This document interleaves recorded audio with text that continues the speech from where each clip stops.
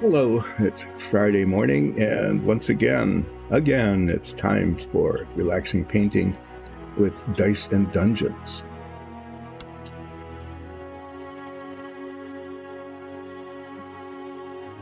Whether that was streaming or not, but what we're doing today is continuing to work on the Fink. There is dungeon tile work to be done. Basically, it is, I'll show you, the installation of a whole lot of doors. For example, let's grab this one because it's right on the edge. This is a set of parts that go to a door. There's the base, there's the door and the lintel, and these doors are pin hinged. The pin goes through this little hole into the bottom. Yeah, and then one goes, and it goes through the top. And then the lintel goes on, and the door is then in place, and it opens and closes. So our dungeon sets have operating doors. These are really cool because, say that you're on this side of the door and it opens toward you, and you checked for traps because, you know, all good parties do that all the time, and you found one, but you're able to disarm it. So you decide to open the door, but you wanted to be cautious about it. So you open the door from this side and you stand here behind the door, and it goes open. And you have a mob of angry kobolds or something on this side, and they come rushing through, and you surprise them from behind the door. And if you were to play this out, you know,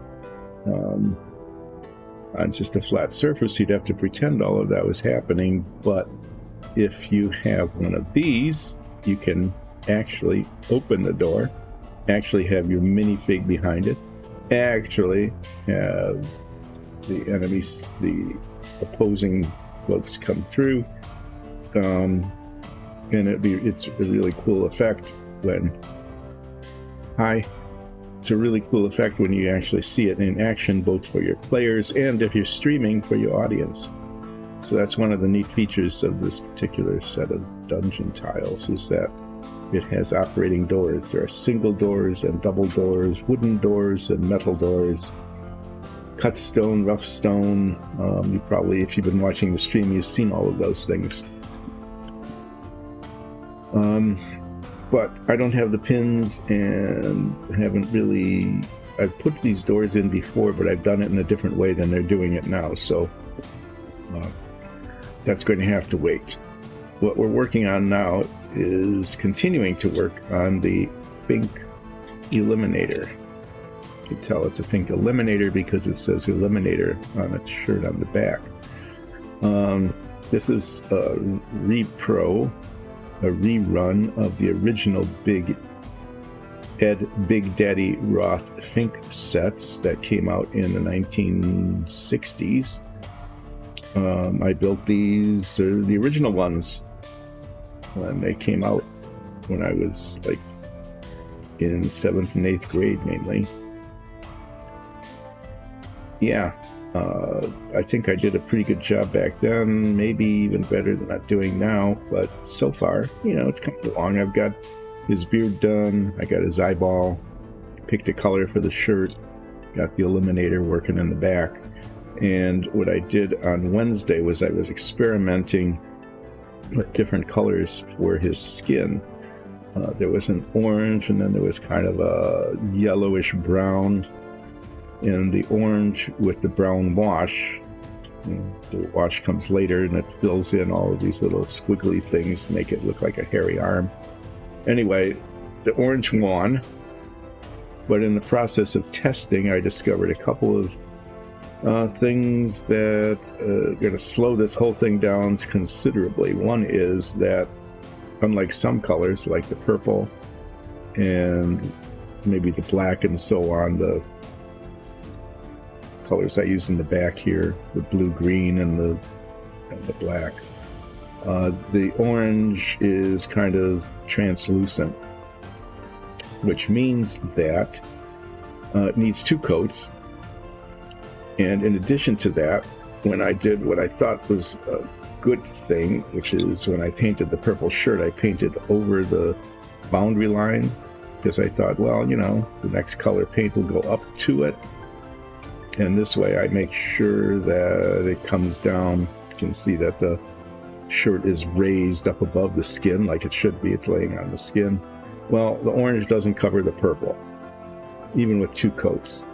And so what I'll need to do before I can get anywhere is I need to do essentially priming, get some white paint, and I need to very carefully paint up all the way around the ragged edges of the shirt and around the ear and around the top and these little holes that are, you know, in the shirt scattered around. Paint those white. And if I do that carefully enough, then I can put 2 coats of orange on. And only after that am I able to put the brown wash on. And that looks okay. So, yeah, and then after the brown wash is on, I'll be doing a lot of purple touch-up. There's little spots in the purple where the paint is kind of chipped off a little bit because I didn't prime this like I should have when I started.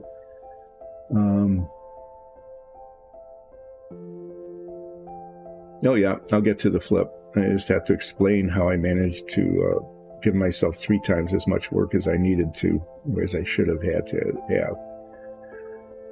Yeah, so that's what I'm going to be doing. And then I'm looking at the beard, and I thought I got it pretty well, but there's a bright spot there. I'm going to take a tiny touch of wash at some point and do that. So yes, white paint all around the purple, orange, second coat of orange, wash the orange, and then touch up the purple. And then I have decided on a wash for the purple that makes it look a little bit used and ragged that I'm going to be using. Looking at the model, I also see that there is this belt down here, which also is contiguous with the orange. And I have to decide, the belt's just going to be black and the pants are going to be like blue jeans. You know, it's not going to be real fancy. I'm probably, since the black covers pretty well, going to take my chances and just try to paint that after I've gotten the orange paint in. And I might paint it before I do the orange wash, in case I have to retouch it, which will be a multi-step process because it'll be black paint and the orange won't cover it. So I'll have to touch it up with white and then orange. Anyway, in order to make it look decent, by steps, and I did that whole process on the arm here. And what I discovered is that, yeah, my painting skill was less than perfect. And so I got white on the purple and orange on the purple. So it's pretty clear that I'll have to do purple touch-up after this whole process is done. Yeah. I mean, it's not horrible in terms of how much needs to be done in terms of touch-up, but it's pretty clear that it needs touching up. So this hand here, there's multi-coats here. This was the test. There's 2 coats of orange, brown wash, and a coat of orange. So there's going to be a lot of paint buildup here, but this needs a second coat. You can see where it didn't quite cover the darker color underneath. It's pretty uneven on the hand. Actually, it looks unevenly kind of nice on the hand, but there's also spots like under the fingers here that didn't get painted at all. So this is going to be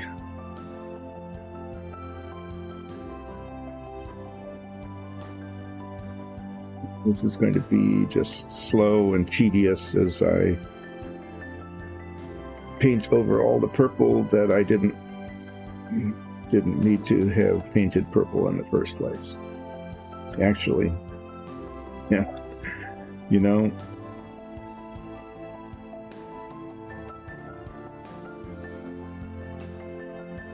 since I didn't prime it, the purple pretty much just scrapes right off with my finger. It's almost tempting to try to remove the purple paint by scraping it off, painting over it.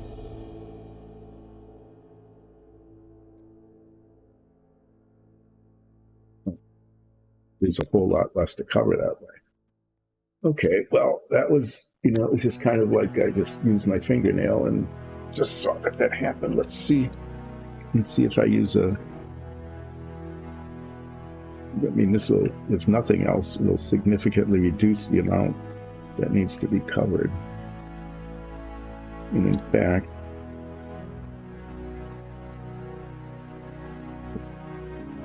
fairly careful about it, I can get right up to where I want it. So I've discovered an upside to having not primed this, which is the purple paint does not hold up very well. It comes off very easily. Wipe it down, but this will minimize how much white painting I need to do, and will make it look better in the long run. It still looks pretty scabby, so it needs to be painted over, but there is now going to be less of it than originally.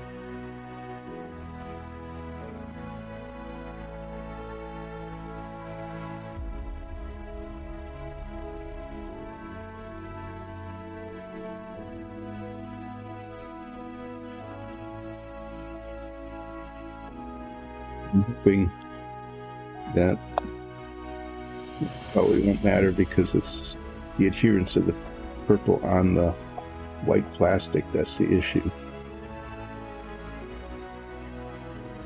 When I do another one of these, maybe I'll be doing one in the future, maybe. You never know. If I do another one of these, I will take the time to prime it. This was just sitting in a box for like 10 years or something, and pulled it out and said, well, it'll fill some time when there aren't any dungeon tiles to do, so let's just start working on it. So I just grabbed it and started working on it, and yeah, there's an unfortunate downside to that, and that the paint doesn't adhere, so I'd be doing this purple touch-up over and over and over again. Fortunately, the purple layers nicely, and it doesn't show too many brush marks, and if it does, it's just like going to be a wrinkle in the shirt. It's that kind of model.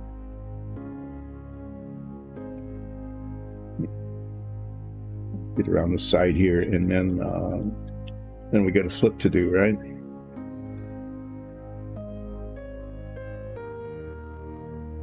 So as you see, Roz DnD, thank you, resubscribe. And I would like to invite anybody who likes what they are seeing or hearing or both to support Dice and Dungeons by becoming a subscriber. That would be really much appreciated. Dice and Dungeons is a wonderful small group of people who started out Dungeons and Dragons campaign some time ago, over a year ago now. Had a great time doing it.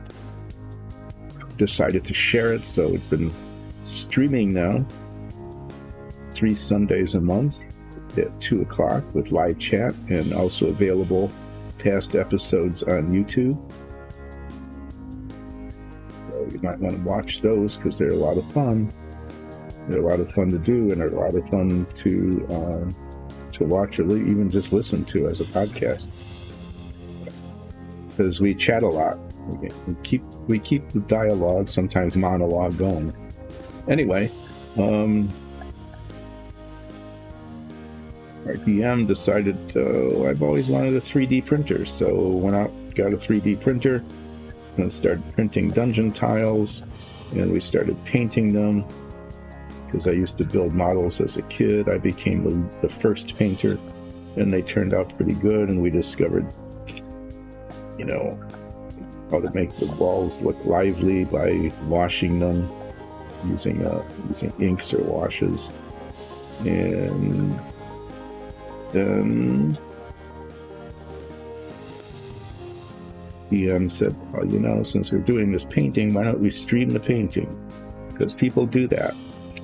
And I said, seriously, people are going to watch someone just doing this? Yeah. So it was yes, and I hope you enjoy it. And I hope it's relaxing. And that toothpick totally disintegrated. Thing. I have a supply of toothpicks. Anyway, this looks kind of messy, but the reality is that it's going to take a whole lot less white paint coverage to cover all of this up than it would if all the purple paint was still there. And it's less likely to show through that. So let's do the flip thing here.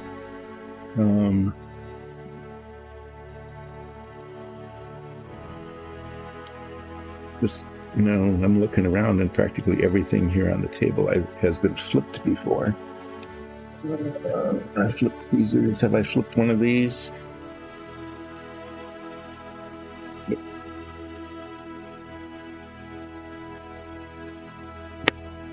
Okay, there's the flip du jour. So I'll continue cleaning off some of this purple paint, and then we'll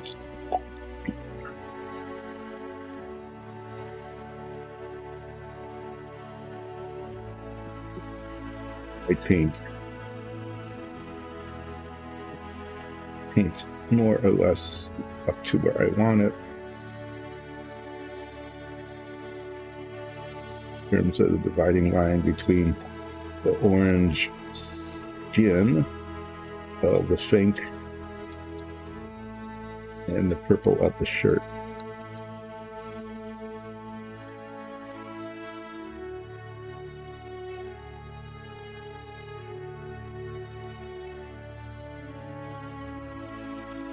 So, you know, if you're a professional modeler and you're looking at this, you're going, this is like everything about this is wrong. Okay? This is not the way you shouldn't have made a mess in the first place. You should have just painted a clean dividing line, you know, taken the time to do that so that the purple wasn't all over where the white was going to be. You definitely should have primed it so that the purple actually sticks to the model, like it clearly isn't. You shouldn't just be scraping paint off, because that's going to be like paint dust all over the place. So I will acknowledge that what I have done with this Fink is not something, don't try this at home. Okay, prime it, clean your plastic, prime it.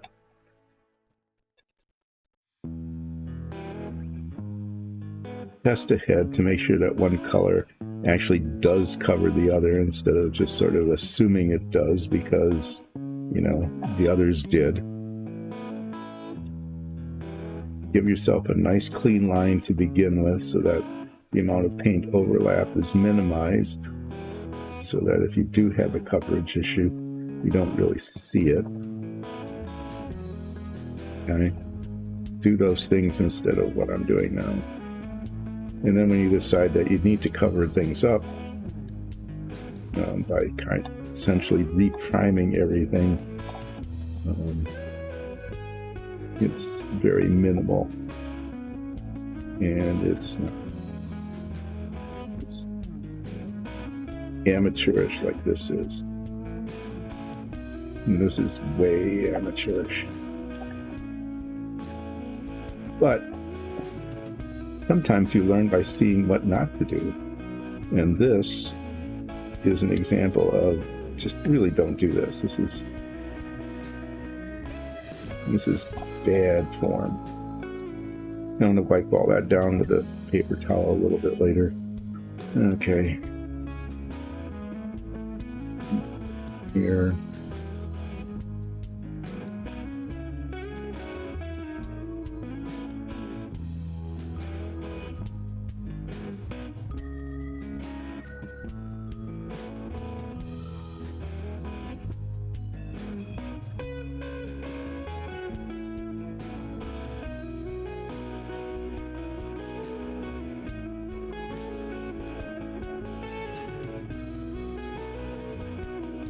beard, that better be up.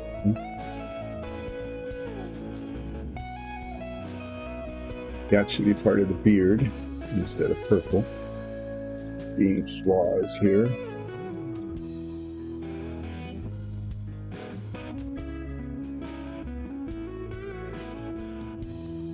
I might just try to fix that sooner than later.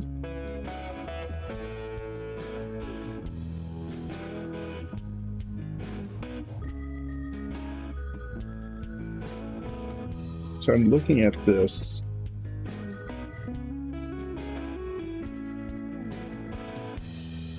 This is a part of the model that could go either way. So as I'm looking at this, maybe I'll talk about it a little bit. So this is the top of its head, right? And it's the way it's printed is it's over the top of the shirt, as though that's part of its hair. His hair is actually a piece that glues on top of this. So I'm going to make a judgment call here and just say that I'm going to paint this all the skin color, and then the hair will go on top of it, and a bit of his scalp is going to show under his hair, rather than trying to paint this hair color, because it's pretty clear that the skin goes across the top here. So unless this is like a little fringe of hair, maybe it's supposed to be, I don't know.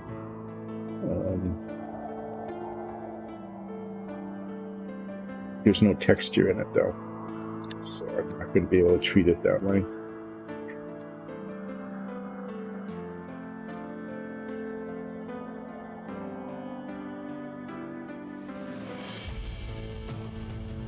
So there's a tiny piece of the beard that I want to touch up with the tiniest little dots of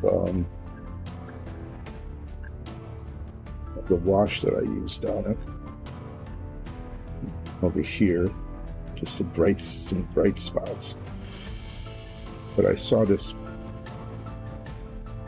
I thought I was being careful when I was doing it, but obviously failed. Good grief. How much of that has not been on camera? Probably all of it. Okay. Well, you're getting an example of like how not to paint, how not to do a stream, how not to position your camera.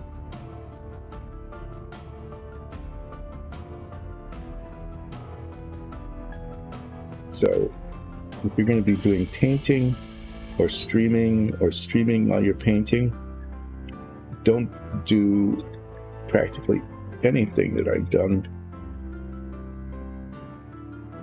on Wednesday or today.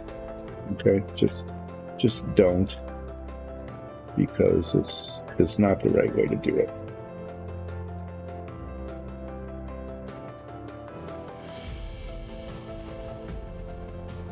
What I'm waiting for now is to break off this arm like I broke off the other arm.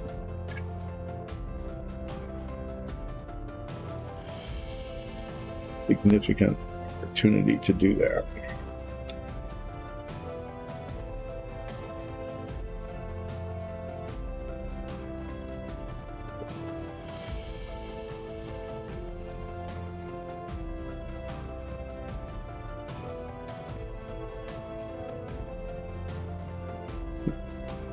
Yeah, I managed. I was so not cautious about, oh, this isn't going to matter. It's just getting painted over. That even got it way down here in his inside of his elbow.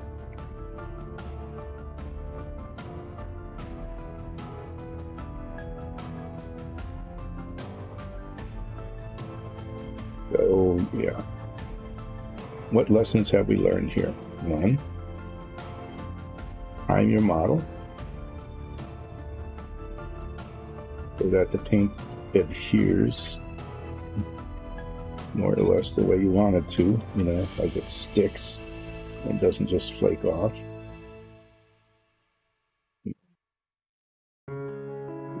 Just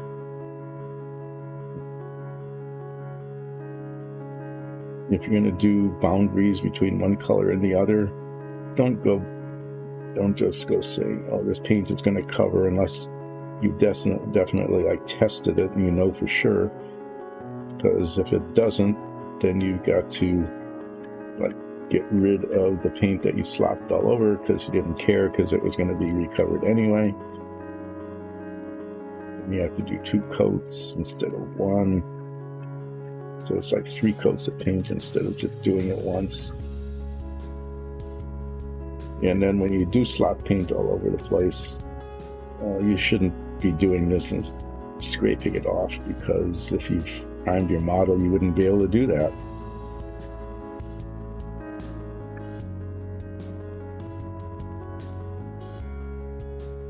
Anyway, there'll be a bunch of purple touching up, obviously. And you've got these unhelpful little tears in the shirt. Again, it's going to show through. That need to be cleaned off and painted white so that the orange, doesn't show the purple through.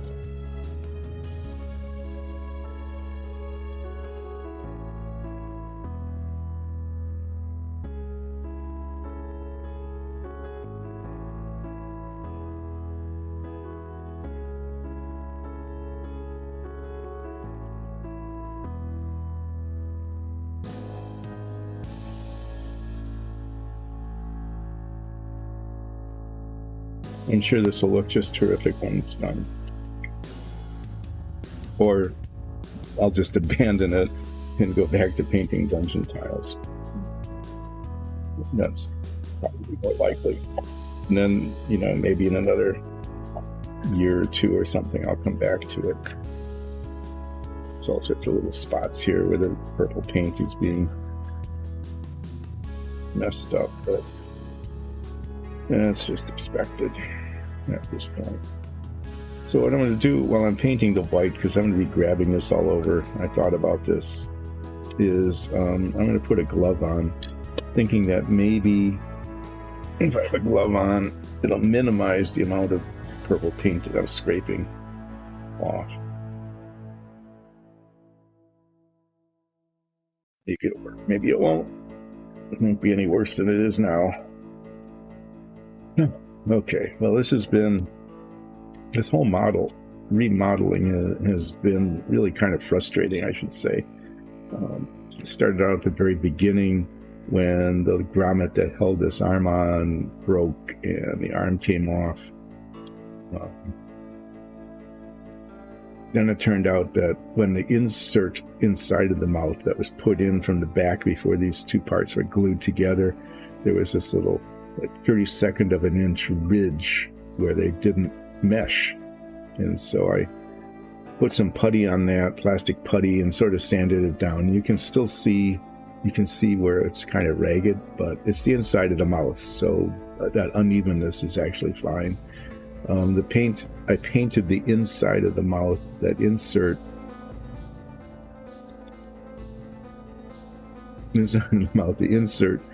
like 8 years ago when I started this and abandoned it after I glued it together, which is, I don't have that color paint anymore. So yeah, it all, you can kind of see where the paint color changed in there, but it's not that obvious.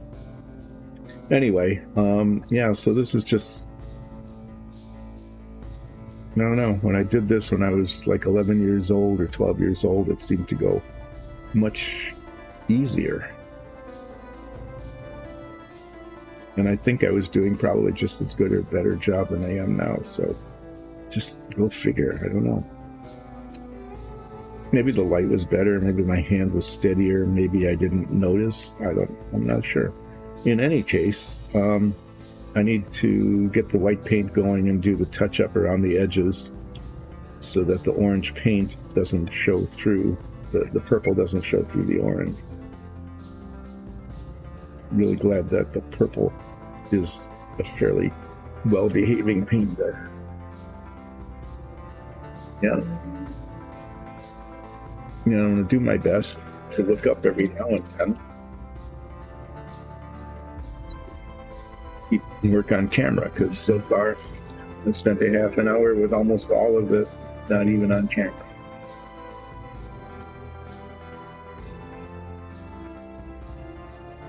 So after I get the white on, then I can paint the orange, and then I can do the second coat on the arm.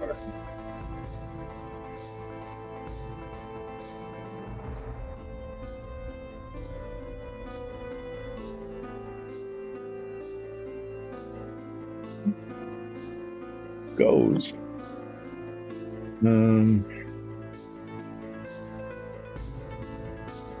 Maybe I'll just start on the arm because that seems to be like the most difficult spot. And there's a spot here.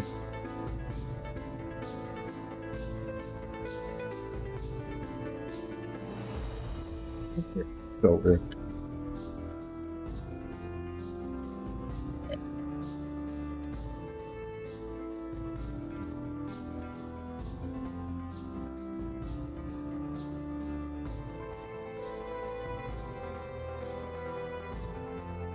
Yeah, and if I'm giving the impression that I don't even care about the purple anymore, it's kind of true.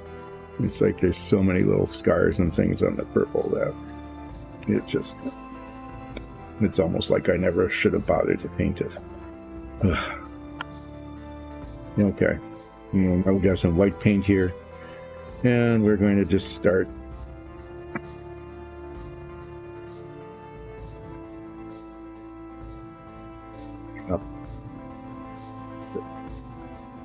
You can see the white is translucent as well.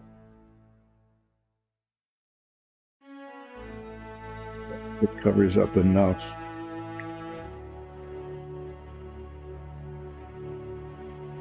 Yeah, what it does is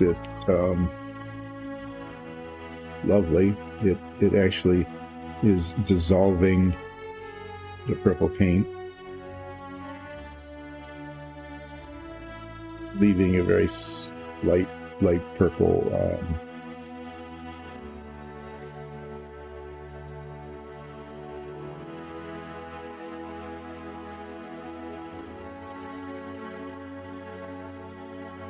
there's the light purple stream everywhere. Yeah.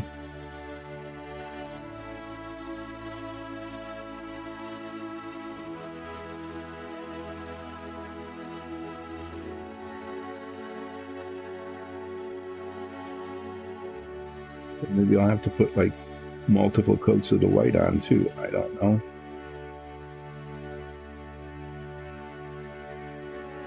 Maybe I'll make the skin color pink. Maybe I should just do that. Put like 7 more coats of paint on that arm, the test arm.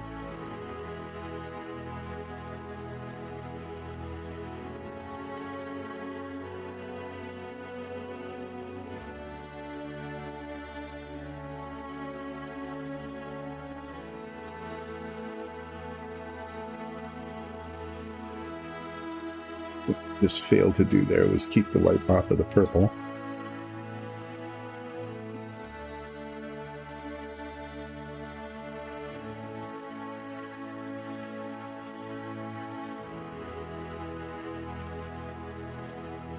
What we're doing today is showing you how not to do painting by Dice and Dungeons.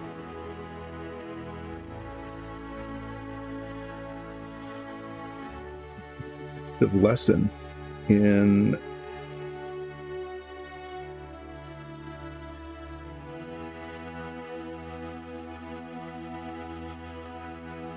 things to avoid when you're doing painting.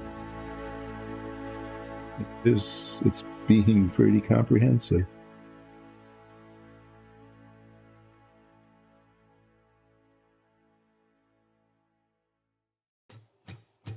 Yep.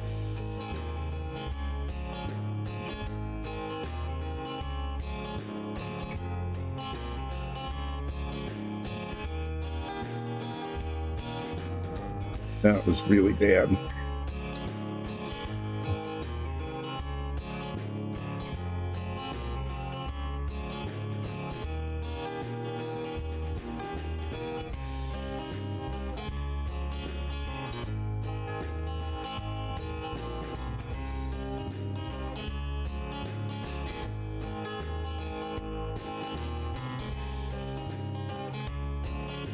I'd say that so far on a scale of 1 to 10, I am going at about a 3 in terms of everything.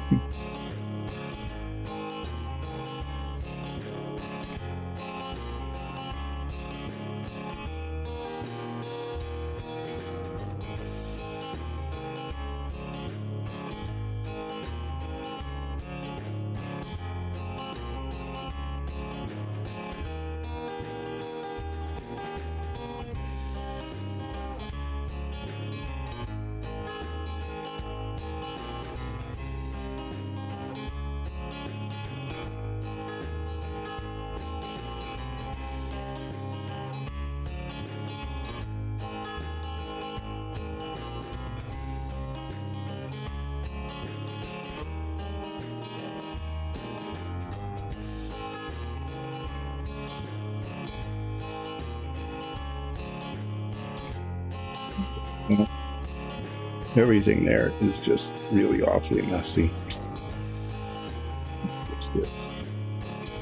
Now let's get the hairline here and the ear line.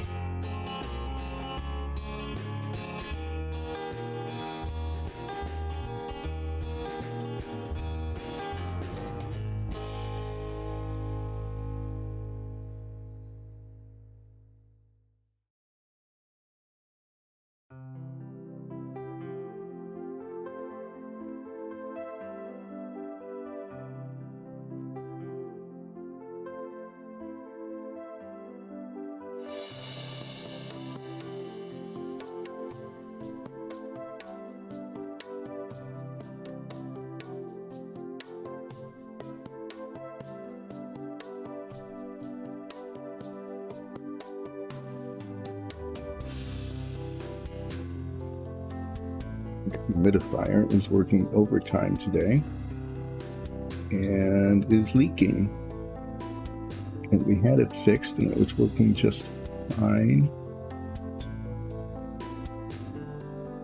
until we had a couple of drips on Tuesday, and then they stopped. It just disappeared. And you just wonder, you know, it's one of those things where something isn't working right, and then it is. So not really quite sure what's going on, but now it's definitely leaking. So after we're done relaxing with this painting here, we'll be relaxing, fixing the humidifier.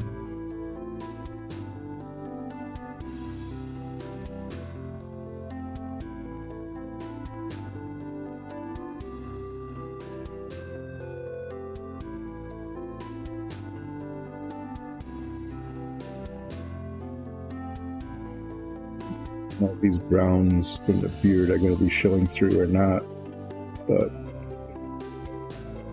let the white paint out. Go around.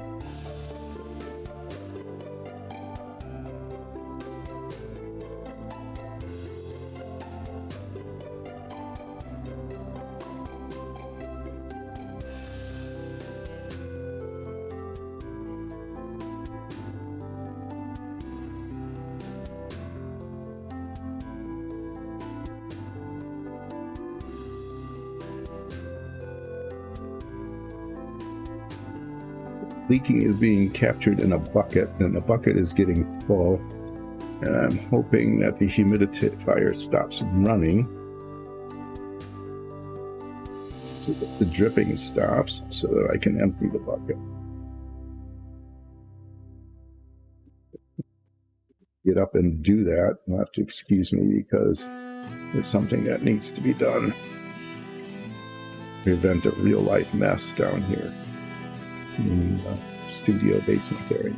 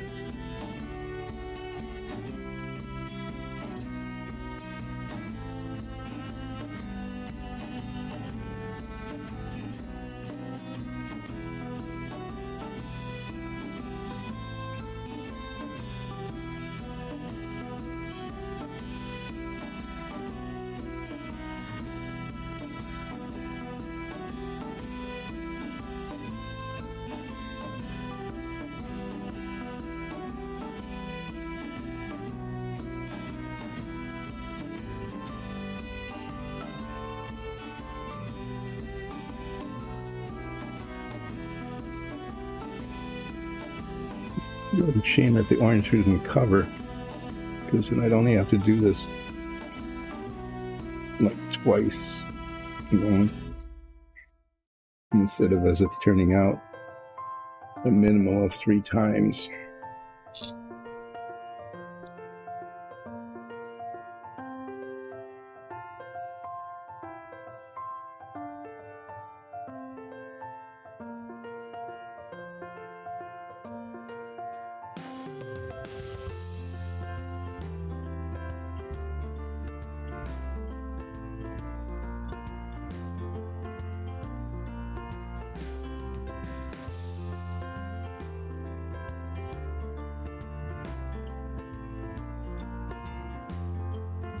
Thought that was a big scratch there, but it is in a sense, in that it is where the shirt is torn.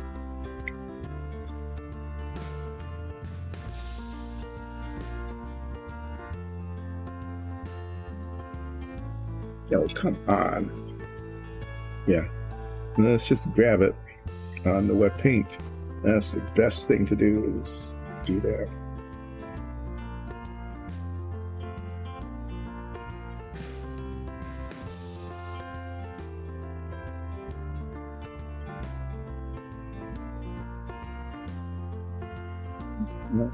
The raised edge here, but it's not very well defined, so just kind of guessing where it is or trying to get the light right on it.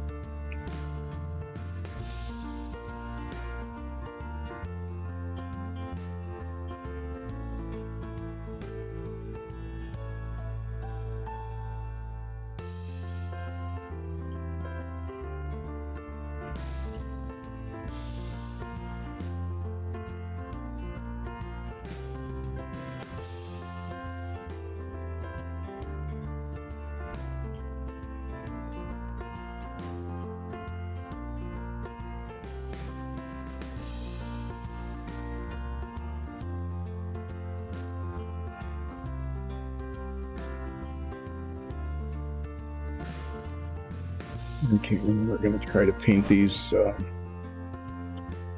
bits here where the shirt is torn.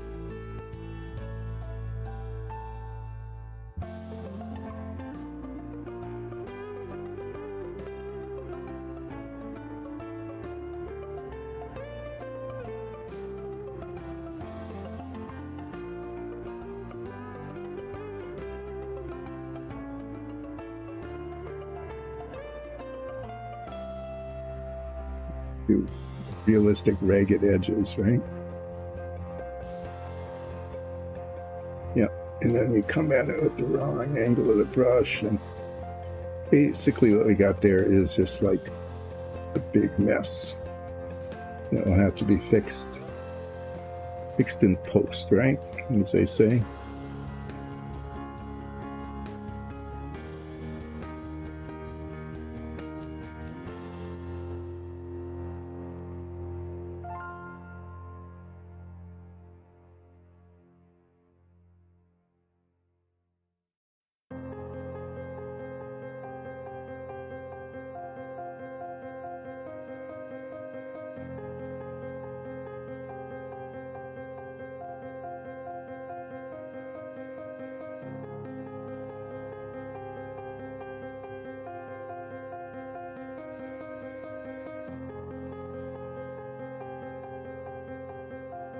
The tip of the brush has decided to abandon me. After I get this really painted here, I'm going to do a little brush washing. See if I can't get that back with something acceptable.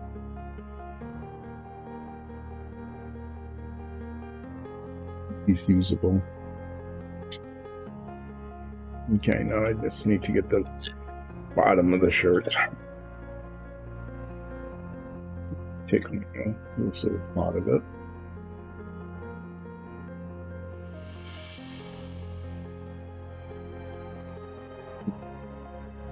Get into the bucket. And I don't want to get up and look.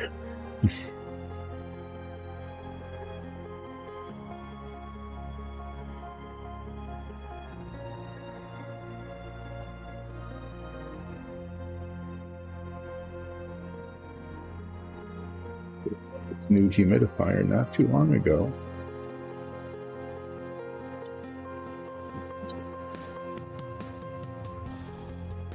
Works well in terms of getting air and water into the air, but we've had some significant leaks, and that's not a good thing. It's supposed to go down the tube into a little sump pump and be pumped into the drain, and it's not supposed to be leaking into a bucket.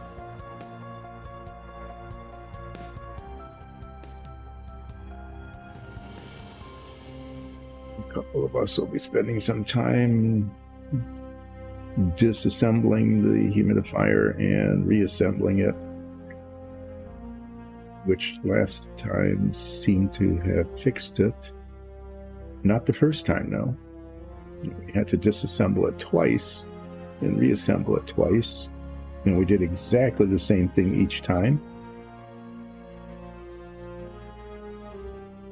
And first time it didn't work, and the second time it did. I have no clue what was going on there or why.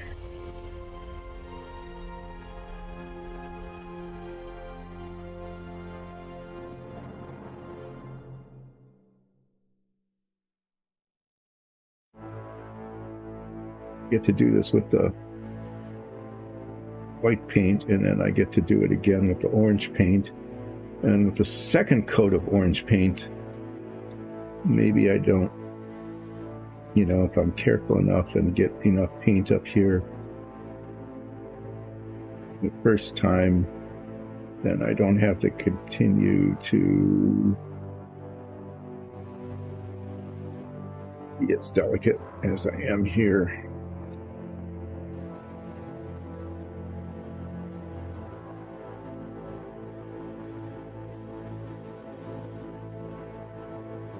Given that the white dissolves the purple, I'm glad that I scraped a lot of the purple off, because boy, it would have been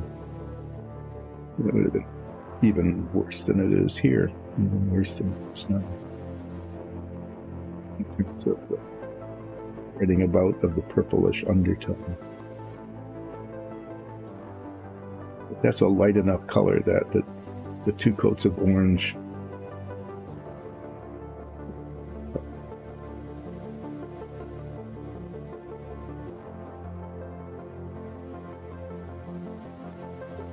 brush hand, and my holding hand will support it there.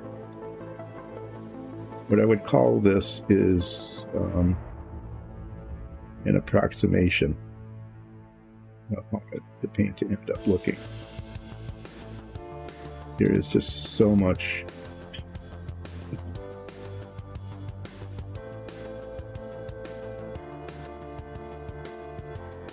paint going in.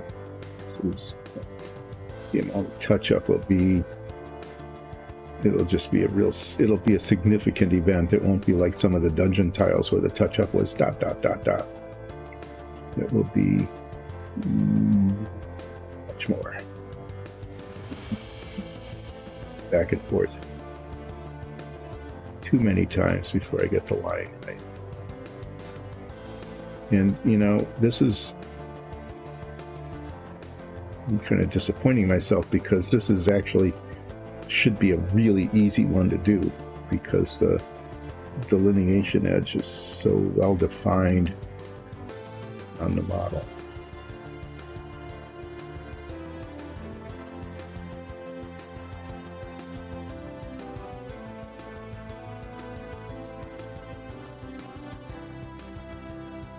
And between one color and the other. And despite that,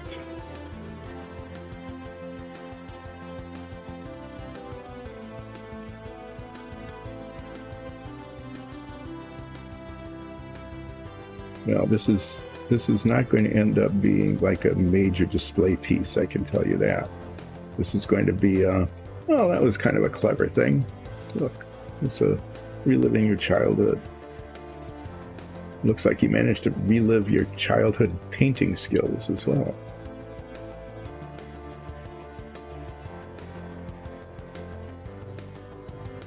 adolescence, really.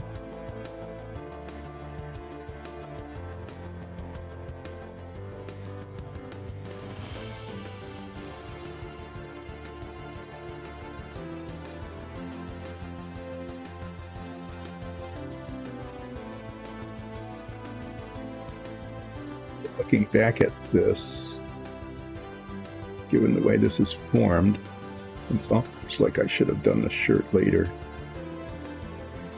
Yeah.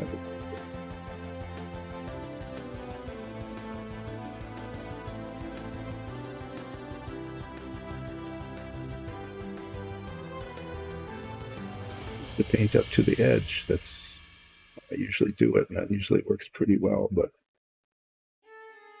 it's not, it's funny.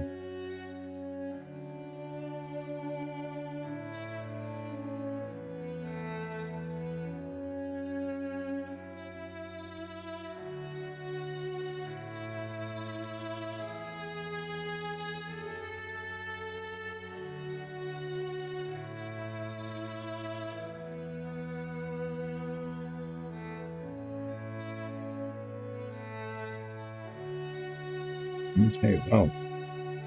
That all looks incredibly scabby.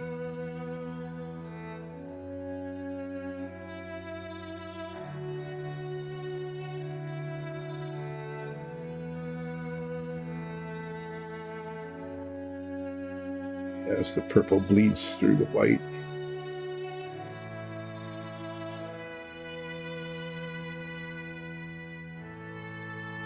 Gets scared off. But I think that it's covered up enough so that with 2 coats of orange, it won't be too bad.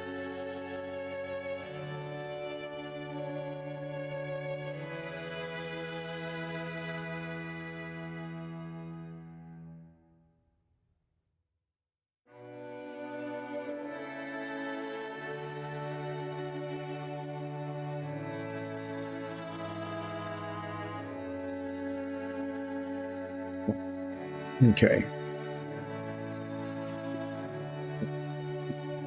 What I need to do here is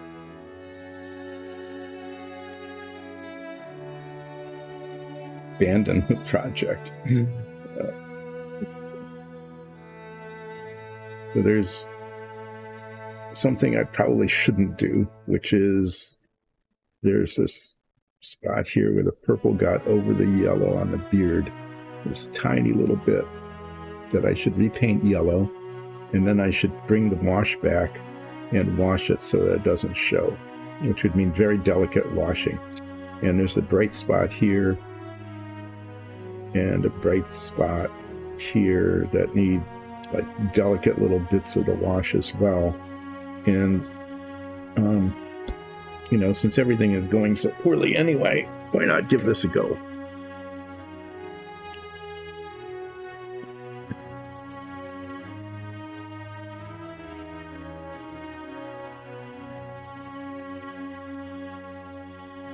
Paint shaker is shaking so much.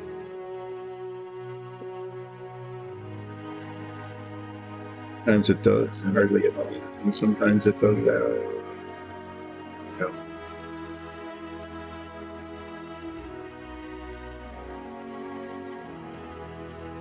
Okay, so you'd say, well, given how badly this is all gone and how much touch-up needs to be done later, why are you bothering with that tiny little bit of his beard on the side of his head that no one can ever actually see? And, that's just a really good question. Why? And the answer is, I don't know, just 'cause.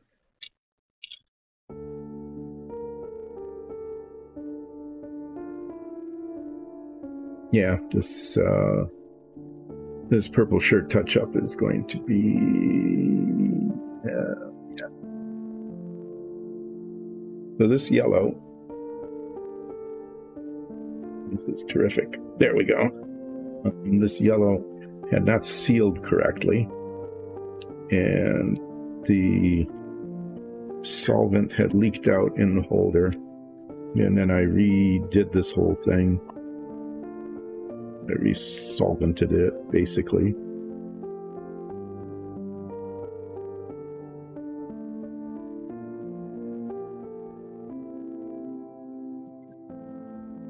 The offending spot.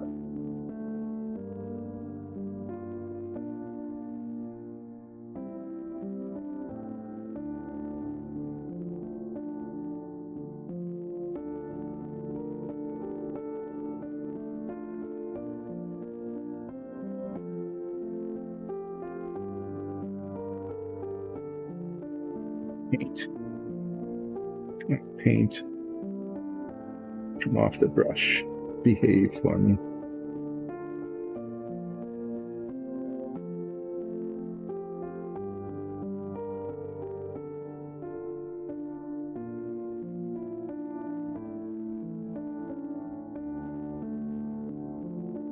Okay, now that's going to have to be washed in a way so that the yellow doesn't show later, but that the wash also doesn't just build up.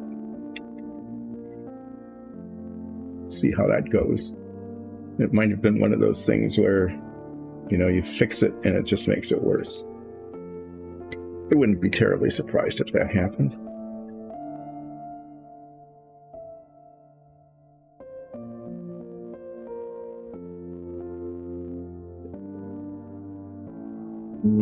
What I can do next is, yeah, let's see. Let's go back to this arm here, the test.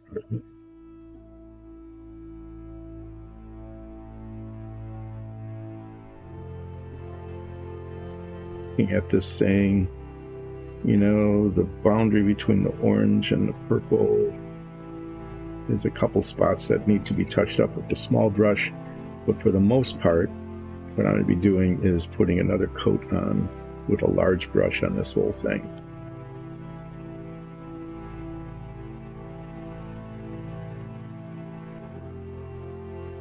And then maybe this arm will be in a presentable condition. We'll see.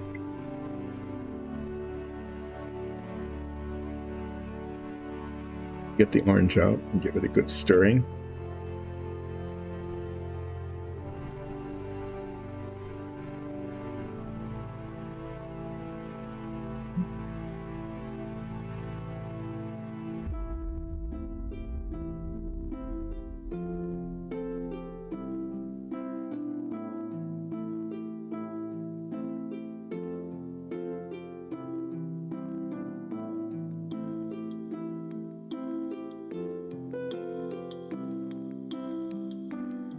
I'm going to start with a little bit in the small brush, and I'm going to be doing the edges, the lines, trying to make a determination of whether it'll be bringing purple down to the orange. There was one spot where the orange needed to go up further.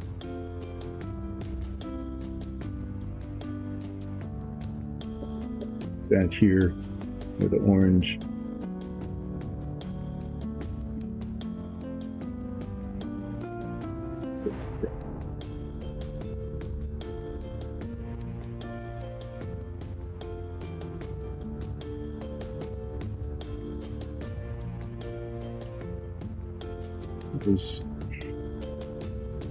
When I come back at it with the purple,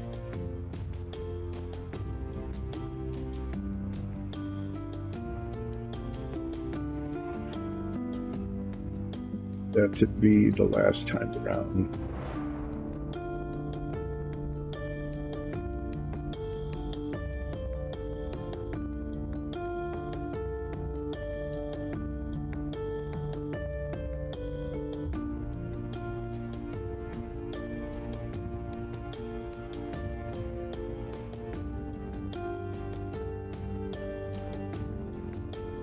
And after I do these little touches here, get a line that I think is okay. And then I'll get a bigger blob of paint and put the second coat on this whole thing.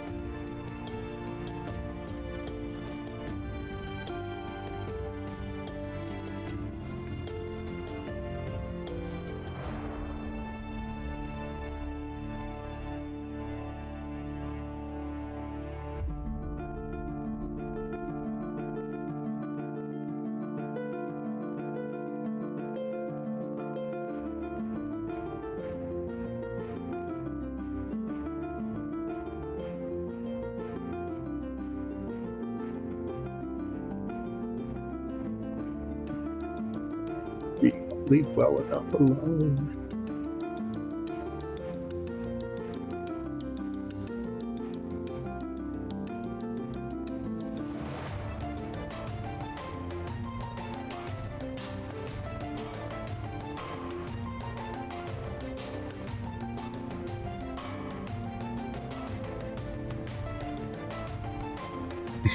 Camera got out of focus because I got my head in the way. I don't know. Let's just say the production value on this particular stream in terms of camera placement and just about every aspect of it is C- level, I think.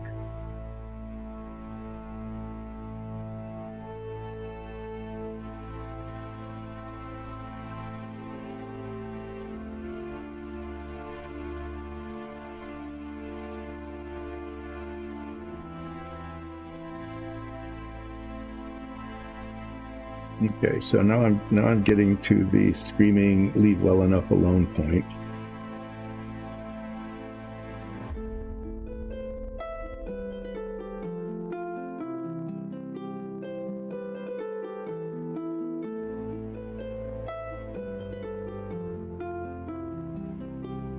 Getting to the just get the bigger brush out and do the second coat, why don't you?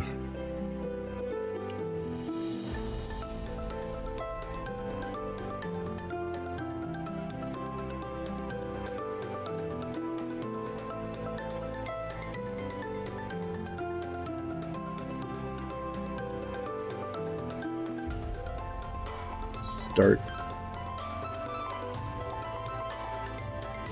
where it needs it most, which is down at the hand here where it's very uneven, in some cases not even painted.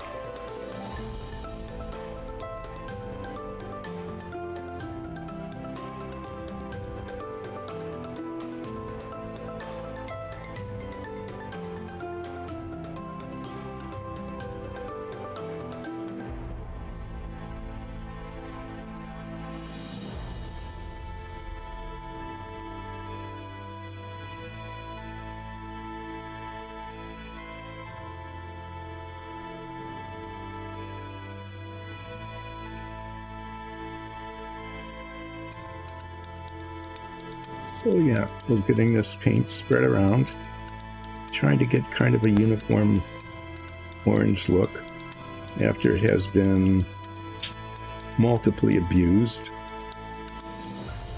with different test colors, washes, undercoat priming.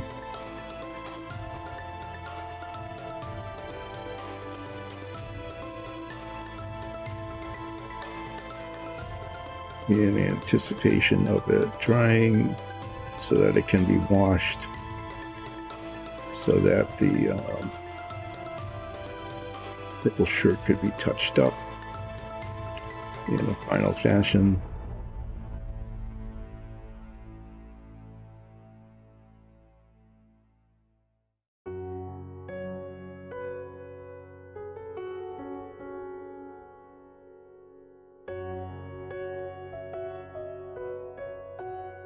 Still see kind of the boundary line between where I undercoated with one color and the other one comes along. There's this nice straight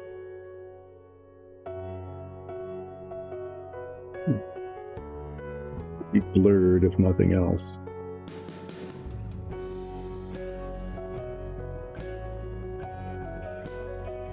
Some of that will come out in the wash, so to speak.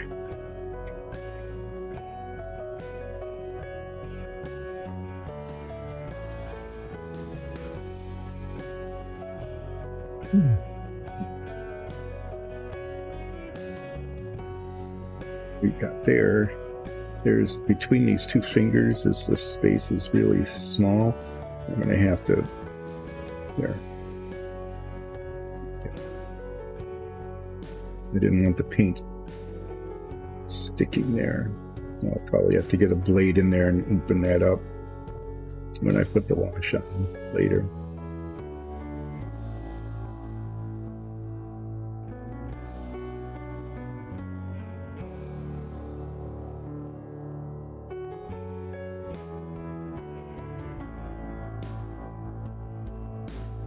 So that is more or less what the arm is going to look like when it is more or less done.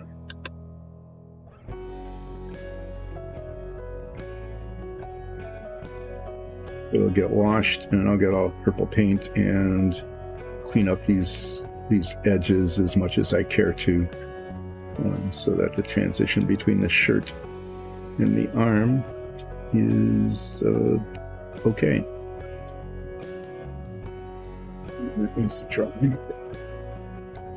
Need to be waiting for the white to dry before I start putting orange paint on that, and that's almost dry.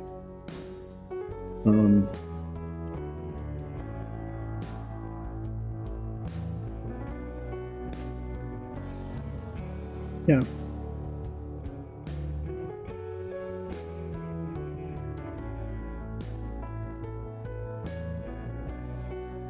I'm going to start. Just be painting the edges, okay?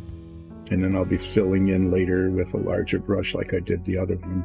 Some areas, like around the mouth, in the face and everything, that's just small brush. Everything has to be small brushed. The way it is. And then we'll get it in there and worry away at it until it's done.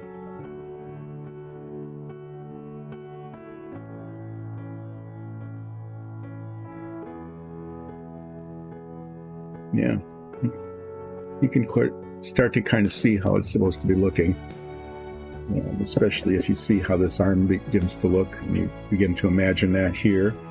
And then, I don't know if you saw on Wednesday,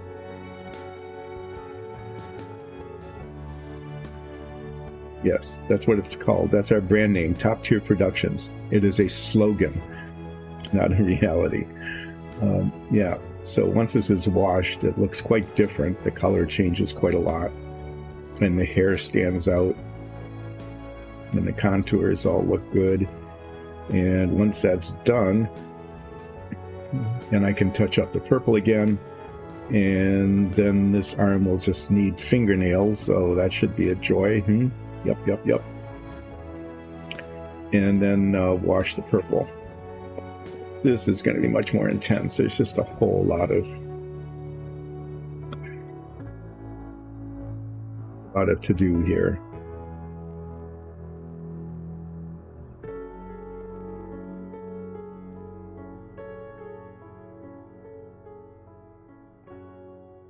Yeah, this is how you test the paint. You put your fingers in it.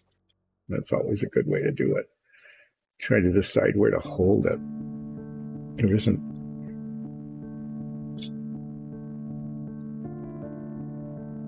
Guess the pants, just have to hold it down with the pants, and for that reason I'll probably start at the top, work around the face and so on, and then the arm, and then finish up down here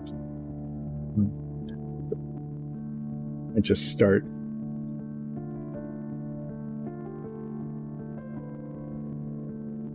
I think I'll start with these guys because they're a real pain in the butt to do, the tears in the shirt.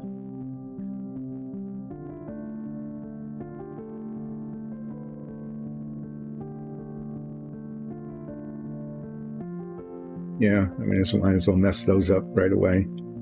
And we'll get going on that. I have to check the humidifier. I'll be back in just a second.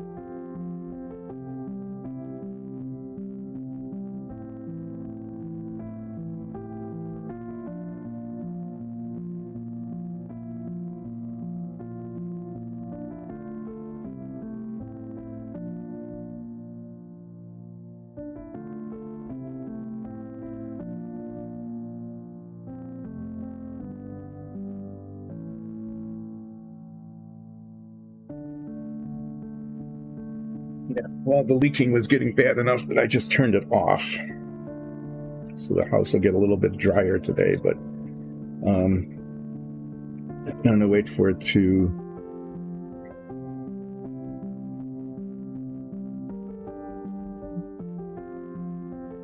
waiting for it to stop dripping into the bucket, and I need to empty the bucket because it's too full, almost too full to carry.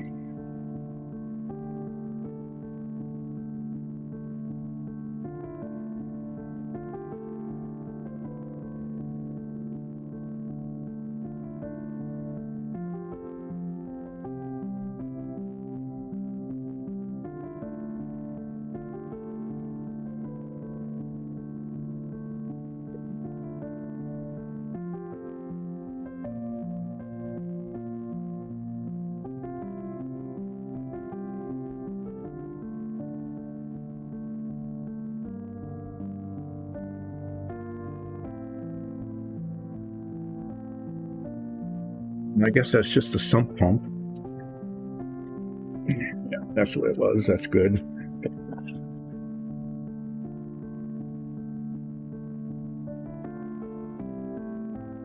Yes. You get to hear about humidifier problems as well as and leaks and buckets of water, as well as painting that is definitely not an example of how to do it right. So we're going to continue in that vein and see just how the rest of this goes. So this guy's got tears in his shirt where the skin shows through. I very messily painted that with a primer. Now I'm going to put orange in there. See how close I can get to it being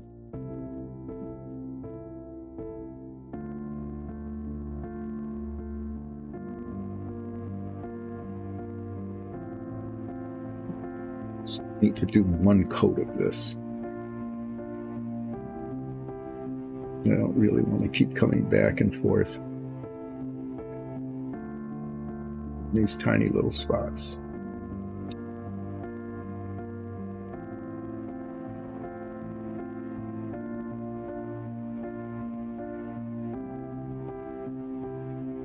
It's on camera. Huh.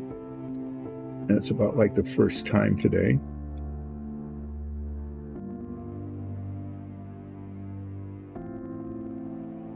And now I'm beginning to wonder, why is the sump pump running when the humidifier stopped? There shouldn't be any water pouring into it.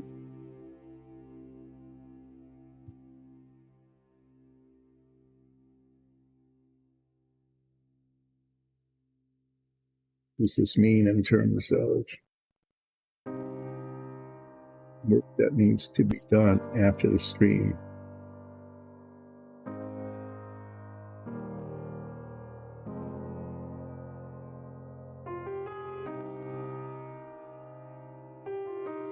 So try not to touch on the Eliminator, because that actually looks pretty nice and I don't want to keep going back to it.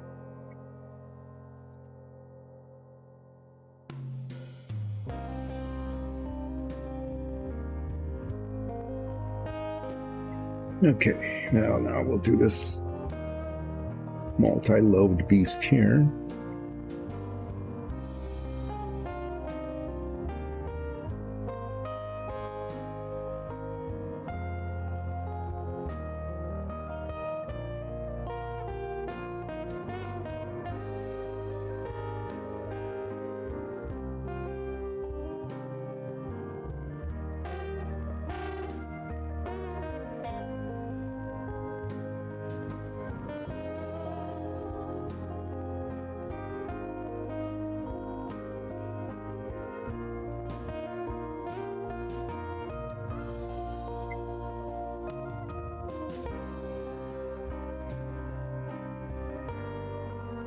The box says, and the box is told the truth about this, is easy to assemble.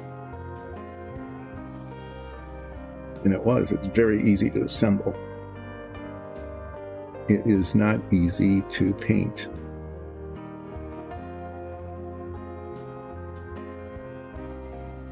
I think part of the secret is to just assemble it and, you know, spray paint the whole thing orange or green or something, rather than try to do all this detail nonsense. Yeah, that one was hard to get up into. I'll have to bring the purple back around onto it.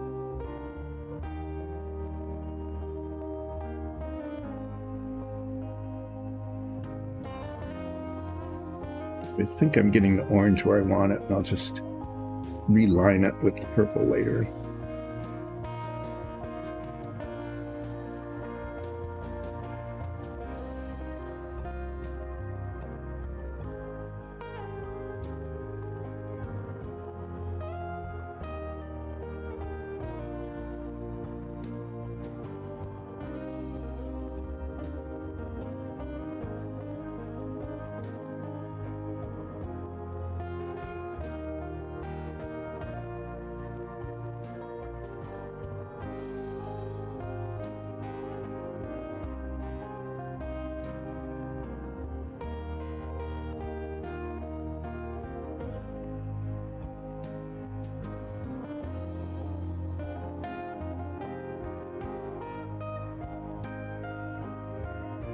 Well, at least one can say that the orange contrasts with the purple. It's definitely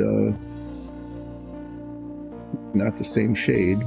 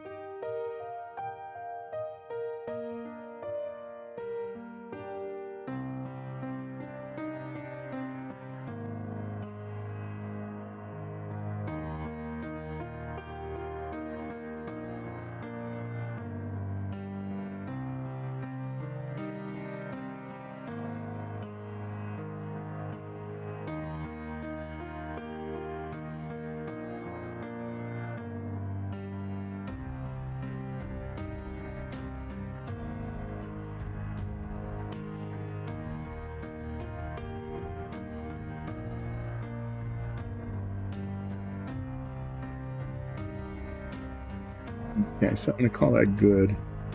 Not the white that's showing all around there is just where the white paint got onto the purple. That's going to be painted back purple later. There's a spot on the shoulder here. We'll get this while we're messing with shirt tears.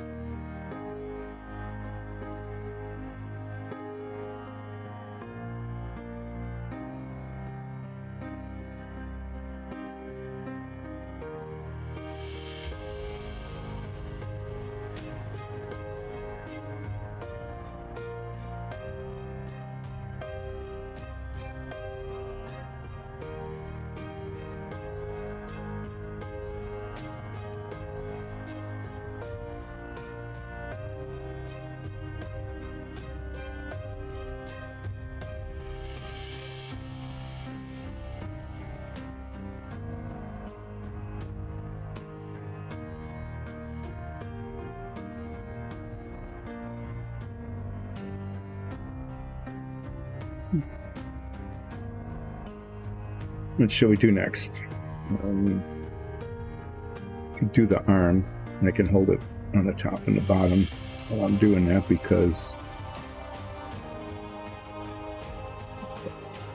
I ain't it yet.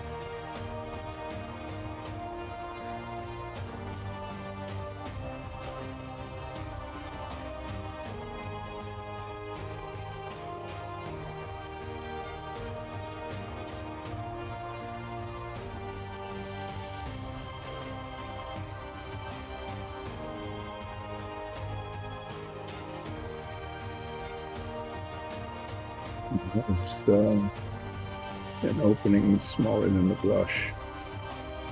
So definitely some purple touch-up in that. Down about that far. I think that'll be far enough to be able to get the other brush without adding too much disaster to already disaster.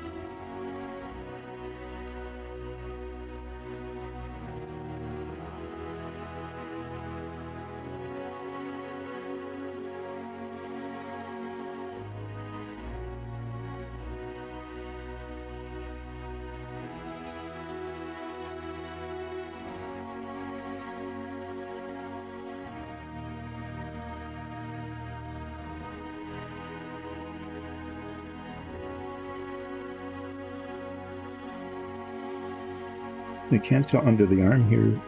It looks like that got rubbed off from rubbing against the beard, because the arm does kind of make contact there.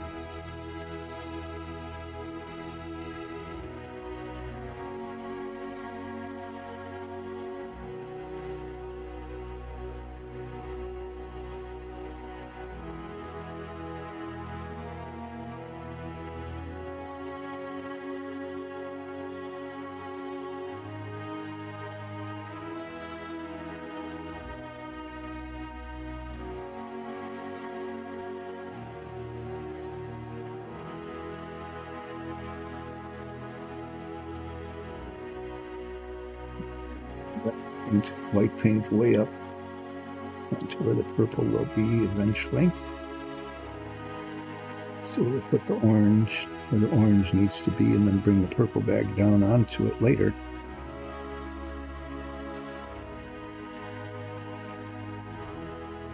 Okay, so that, yeah, I think I'm moving into the C+ territory here with the painting. It's pretty exciting.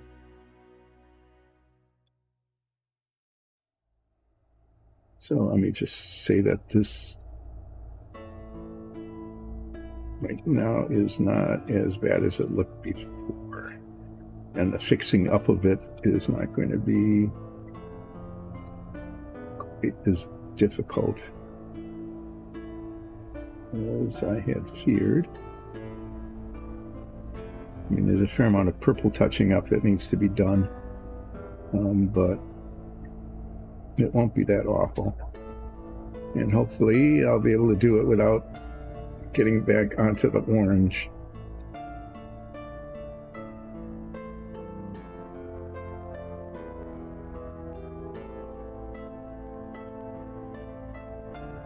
Yeah, so we'll call that adequate. This is the rest of that. And then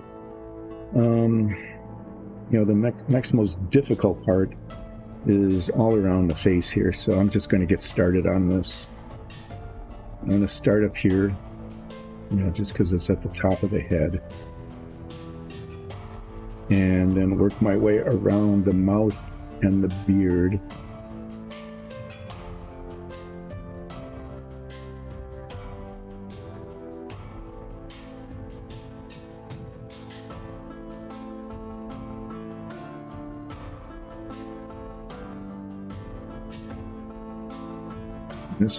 This is going to take forever. Now I got the white almost exactly where it needs to be.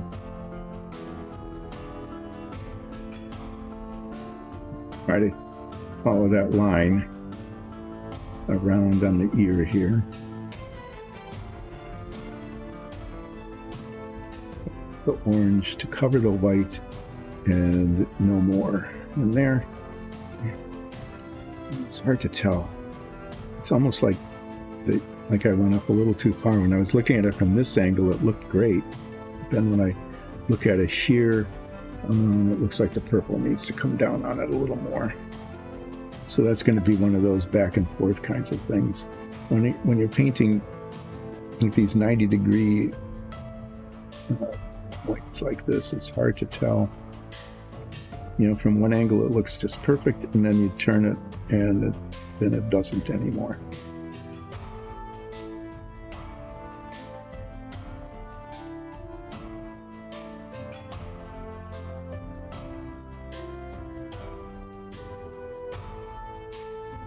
And that's why when you're painting these lines, sometimes you just have to go back and forth until it looks right.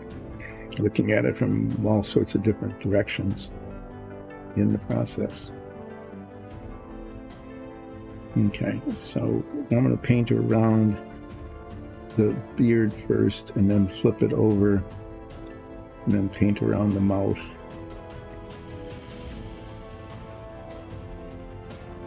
And I'm going to try to not get it too much on the teeth, because those will be painted later, but it's likely that paint, the ivory, is also going to be somewhat translucent.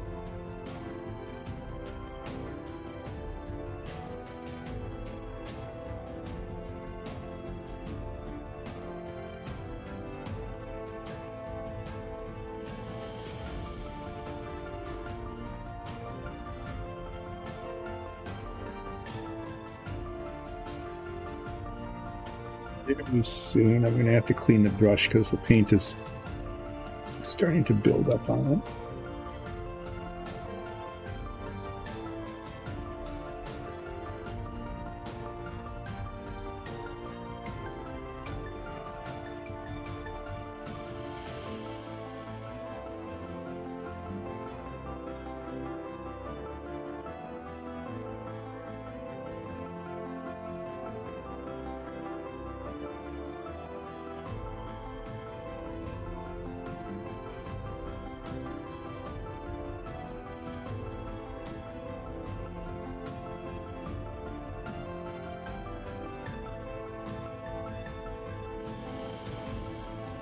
Is an area where I really don't want to have to do a second coat, at least not very much of one. Get paint on there so that it bake enough to take the wash anyway.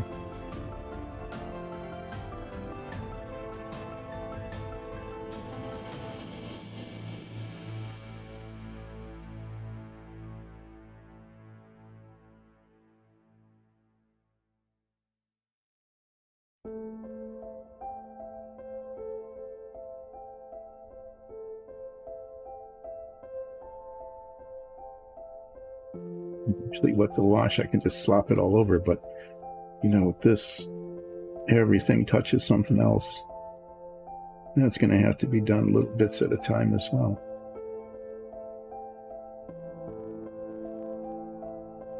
Okay, well, the paint in there is getting gummy and it's messed up on my brush, so I'll clean this off and start with some fresh paint. And then we'll take a look around you know, from different angles to make sure once it's all, the outline is kind of done. If we're happy with where the line is, like here, I want the line to be just a little bit deeper. I mean, not very much, but just a tiny bit deeper.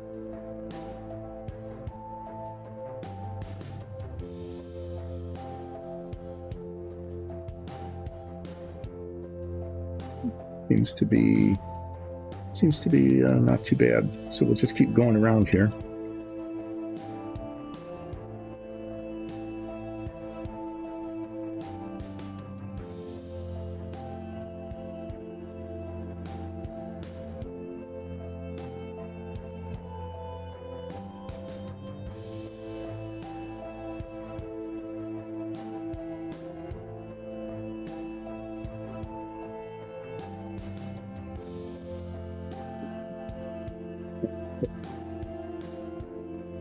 Seems to be effective, especially around the beard here, which is good.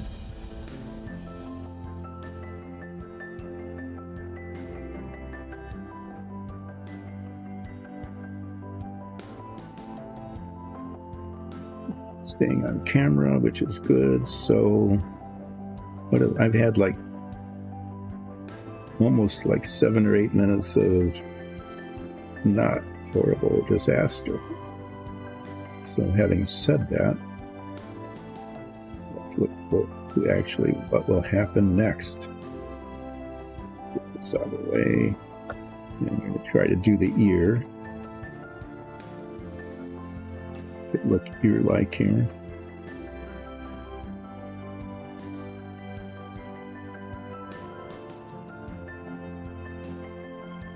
This is another one of those where it just comes right down onto the purple, and from this angle it looks like it should go further, and then I flip it and it looks like it went too far. So do it this way. Yeah, it definitely needs to go further down.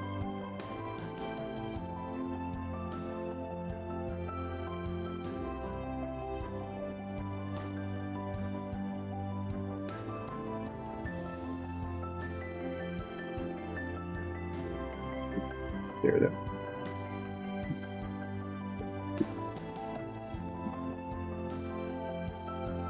This direction, yeah, it looks like just a touch of purple there. It's going to be needed.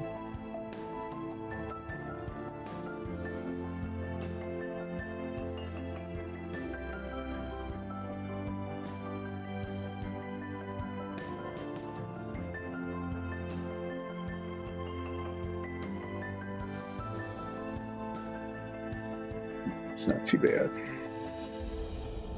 Go in the ear here. And what I'm going to do is again.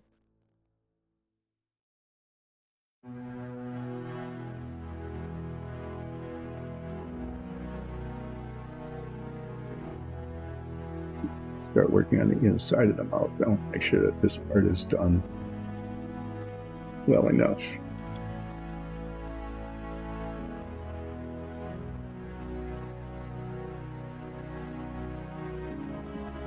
Now we need to go around here.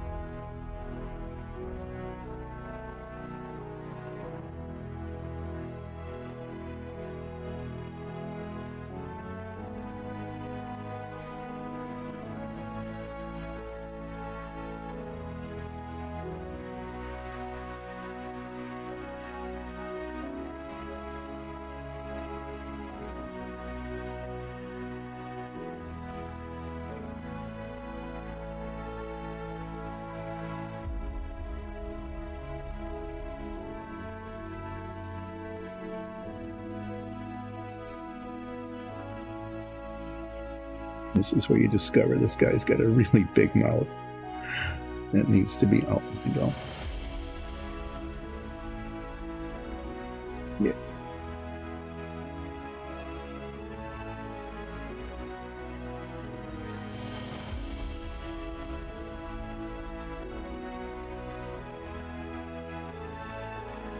There's a surprising amount of surface area on this guy. Yeah.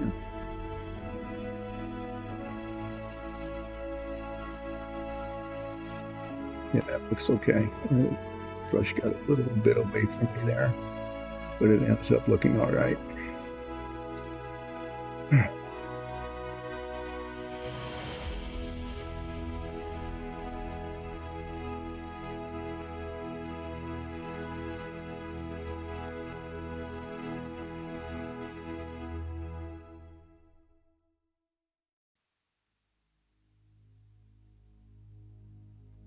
Get inside the mouth at all, so let's hope it's red and stays red.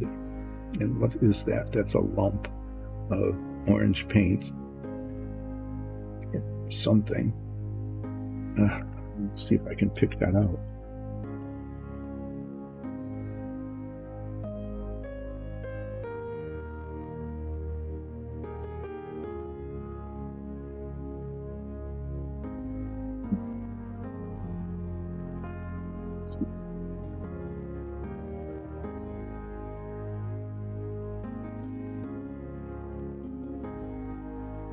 Get that off. Okay, this is not a good thing to do, but the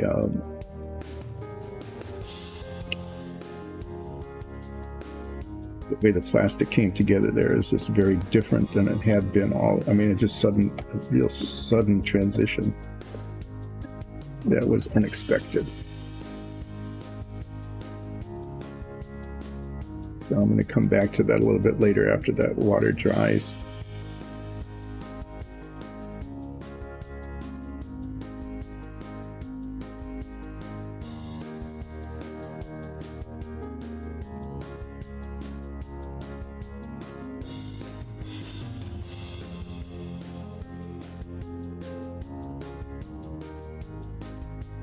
And this will give me an opportunity to try to delineate where the bottoms of the teeth are as well.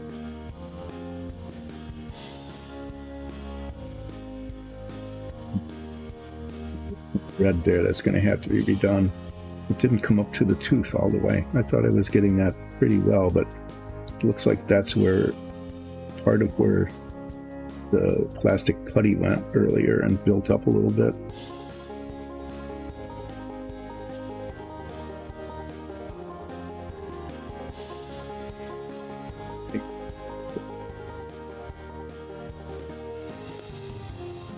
Done in a color that was done quite some time ago.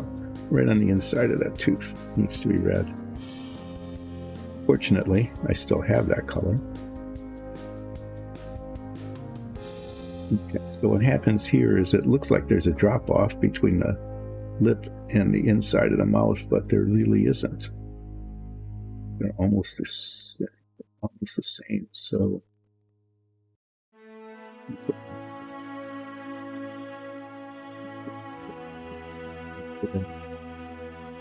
re-orange it.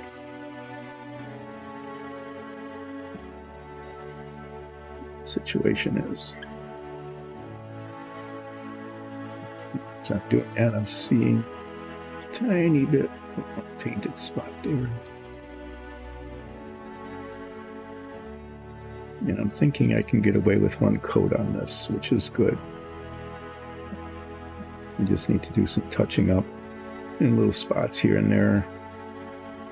You know, like where the beard color is showing through a little too much, maybe.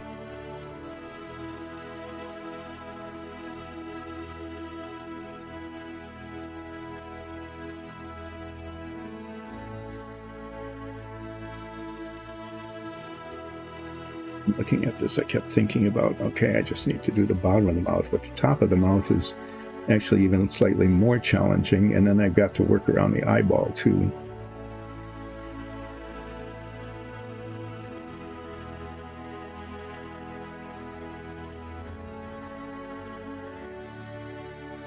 Once this bit is done, you'll be able to see what the face should look like.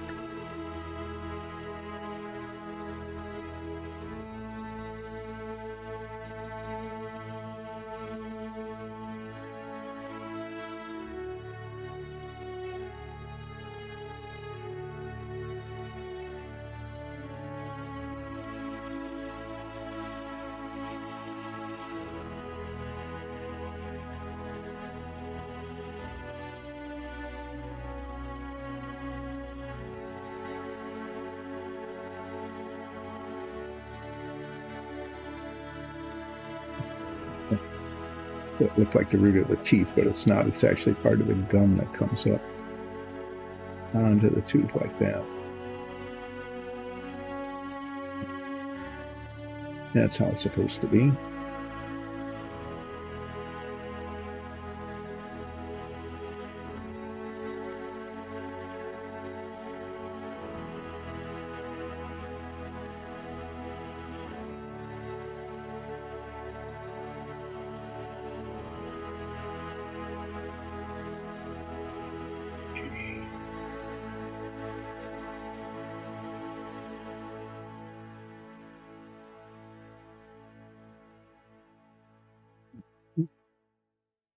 It looks like this needs to go into the mouth a little further than the paint just got up a little too far. So we're hoping this orange will cover the red well enough.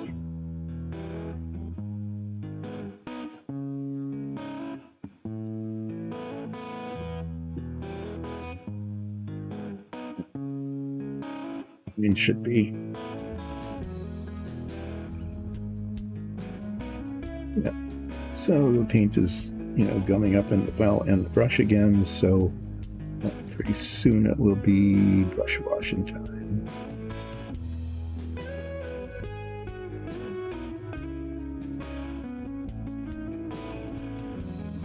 Say pretty soon is now.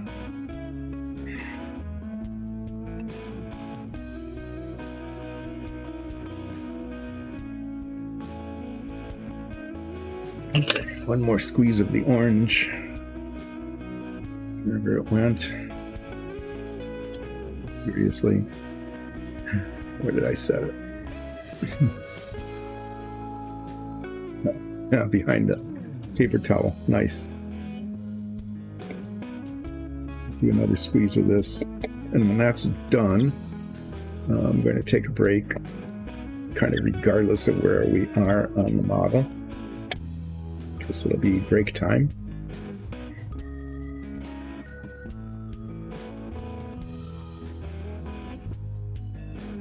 It works so much better with the fresh paint.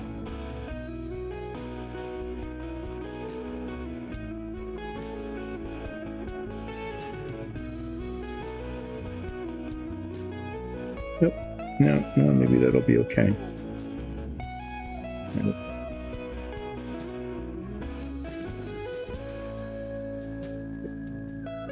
Side, where did it come back with? Yeah, probably a little bit of red there. It looks like it got just too far in.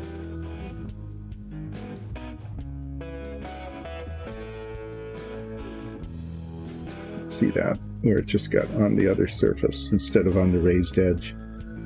It's one of those where it looked like one thing from one direction and another thing from the other.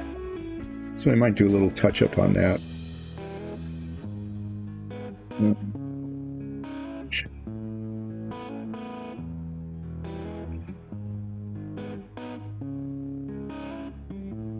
I need to come back with the orange in the other direction yet again to even it out. Need to bring the red out for a couple of things on the other side anyway. So we'll just do that at the same time. And then that spot, the brush just managed to hit it.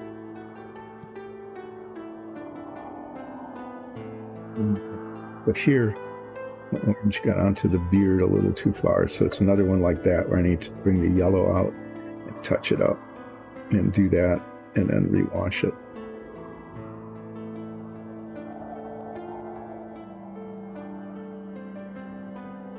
Let's keep going around the mouth here.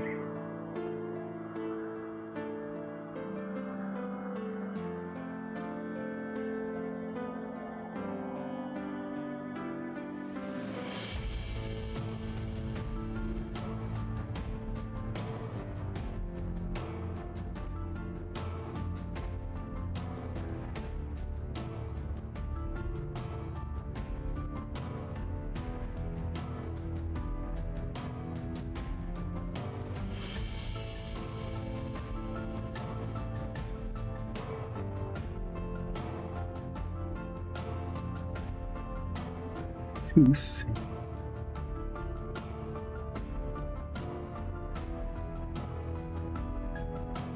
So we'll outline the base of the tooth there.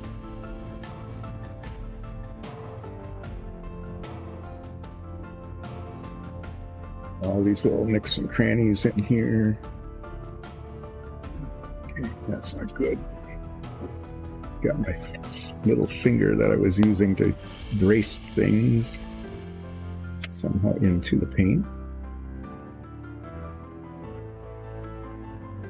Yeah, it's going to be good to take a break because things are going kind of okay, but now they're getting a little rough again.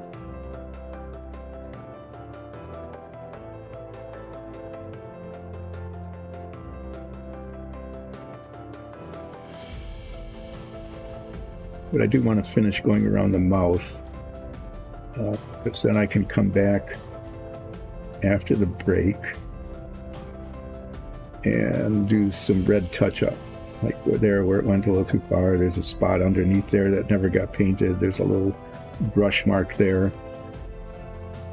And then if I can get the red touch-up done, then I can declare the mouth done.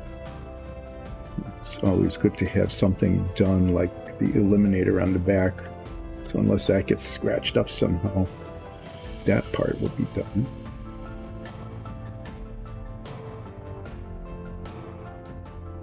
Yeah.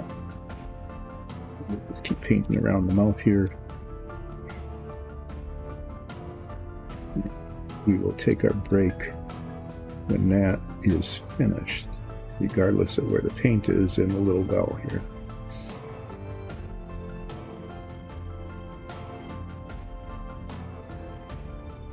And I'd say, this is going to get washed. And so right now the paint is kind of even enough that when the wash gets onto it, it'll look okay. So I'm not going to have to recoat this, except for maybe a touch up here or there where it's really thin for some reason.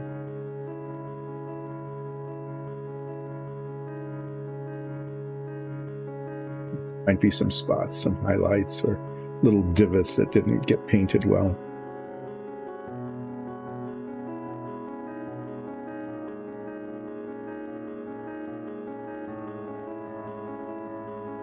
Before the break, there was that little spot here where the orange got onto the beard where I didn't want it, maybe down here. I'm going to try to touch up with the yellow paint and then let it dry over the break so I can wash it and finish that up.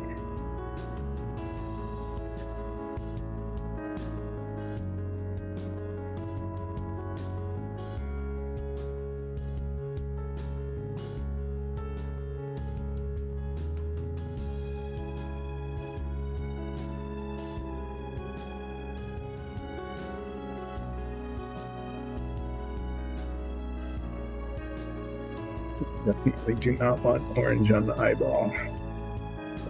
Almost got it there. So, yeah, I need to watch the little finger there. It's very useful in bracing the work, but it's also there's this tendency of getting into already painted surfaces.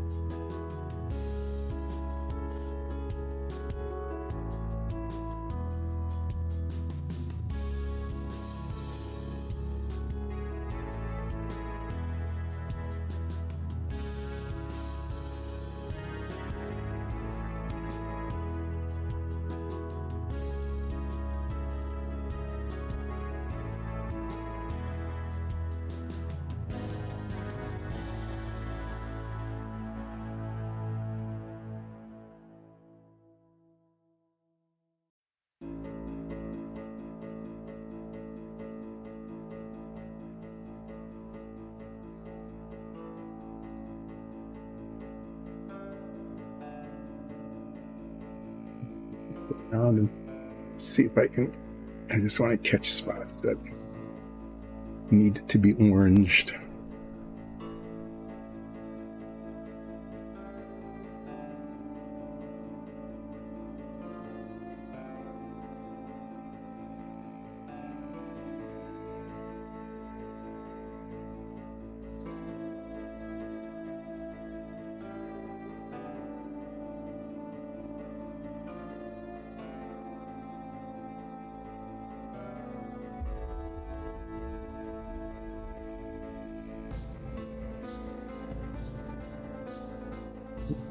Really don't have to do much of a second coat on this. So it's just like these areas here where it's like, should that be red? Should that be orange? It's a little ambiguous. Here, probably a little touch of red. We'll go back over that when we do the red touch up. And kind of fight back and forth until the boundary area looks like I want it.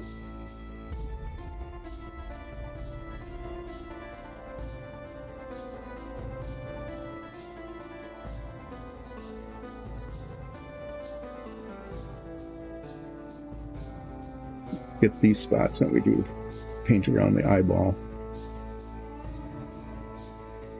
Okay, so there's that. Now I'm gonna get a little bit of the yellow paint out like I did before, because there was a little spot just directly opposite the other spot where the purple got on, where I didn't want it. And this is where a little bit of the orange got on where I didn't want it. Supreme test of skill when it comes to putting the wash on to touch it up. You can see just right here. There it is.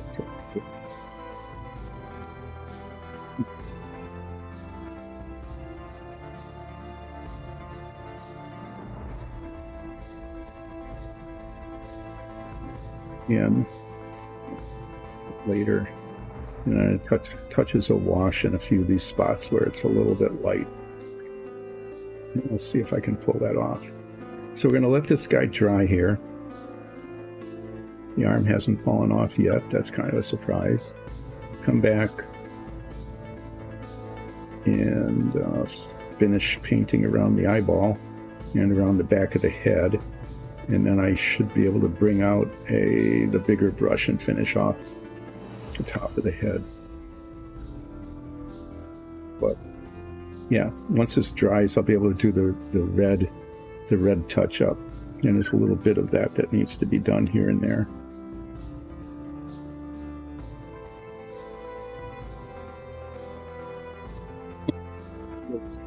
Little spots that need to be orange still, that are right on the border with the red.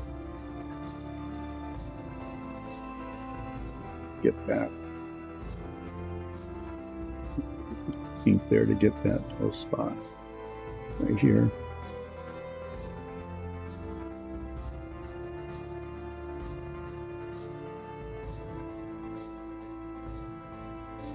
Okay.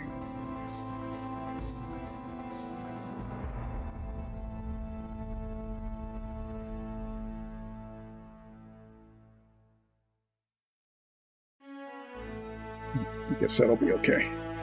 So I'm going to let that dry during break, come back. I'm going to do little bits of things before I get back to the orange. I'm going to be doing the red touch-up on the inside of the mouth so that I can just kind of fight back and forth until I like the boundary. Okay, and that might go, I don't know, it might go a couple of times, but I'm hoping I can just do it once with the red. And then I'm going to get the wash out and touch up spots on the beard, and I'm looking forward to doing that in a way that will make them unnoticeable. And then I'll finish painting the rest of the head.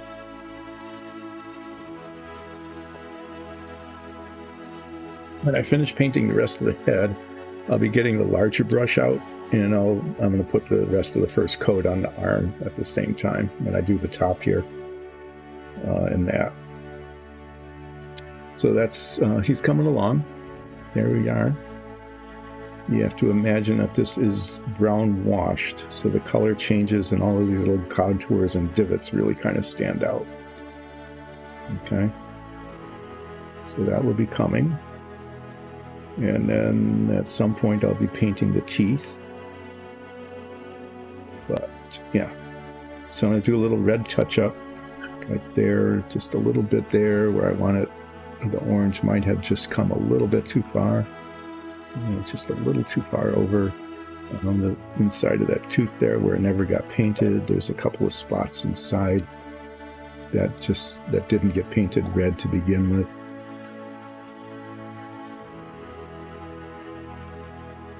Like I say, maybe a little bit here. When I look at it from this angle, it looks like the orange went too far. When I look at it from this angle, it looks okay. So I'll look at it from this angle and touch it up a little bit. There's one there. Okay, just so I like where the boundary between the inside of the mouth and the orange lips are. And then we will paint around the eyeball. And then the top of the head and the arm. Then we'll just have the belly bit left. And we'll see. We'll probably get to that yet today, too. That will be a little more of a challenge because I'm running out of places to hold it. Anyway, break time. I will be back in about 20 minutes. So we'll see you then.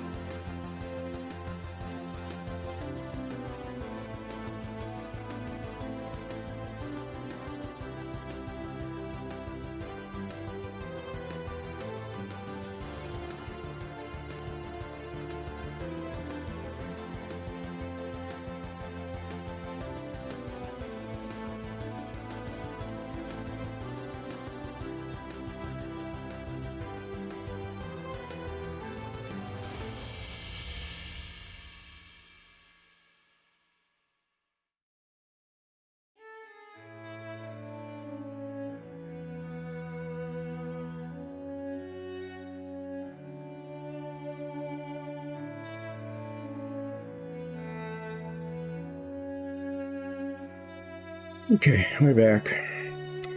Got the dehumidifier bucket emptied. That was a lot of water. Turned it off, turned it on. Sometimes that works. You know, you turn something off and then turn it on, it resets, but that didn't happen this time. Okay, so what I'm going to do now is squeezing out a little bit of red paint. And I'll be touching up the inside of the mouth in the spots where it doesn't look right. So there's a little area up here where it definitely, the orange looked fine from one direction, but not from the other. So I'm going to very carefully put a little bit of red back on top of it. This red covers the orange very nicely. Like some paints, like the orange, which don't.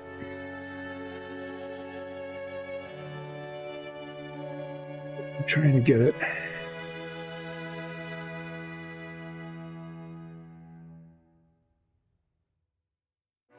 Just in that little bit of area underneath the edge. Okay. And the same, I think, here. It looked okay from one direction, but not the other. So.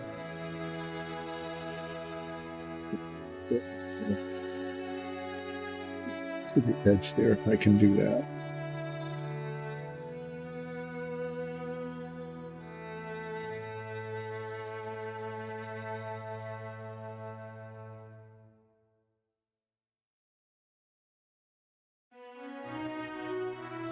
Just want that line to look.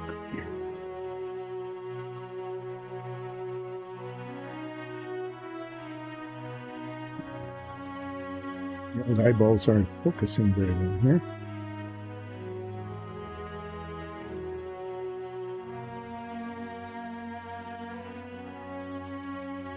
Making it ever slightly more difficult than I would want. There we go. Now here's a spot where it looks, I just don't know which way to go with it. You know, it looks like there's this little ridge of skin that goes over, and it should be orange.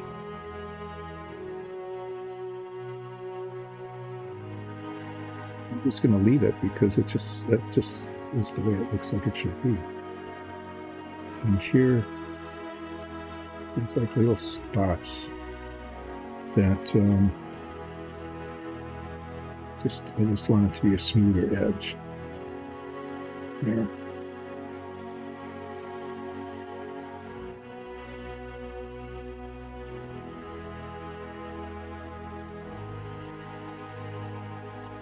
Yeah, the tip of the brush just went wrong there.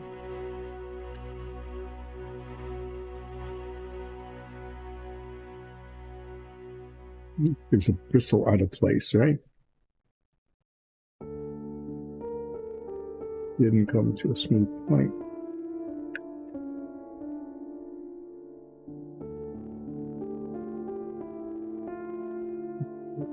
Fix a white spot there. I'm just not sure about that. I think that's the way it's supposed to be, though. I'm gonna leave it. And then there's the inside of this tooth that didn't ever get painted.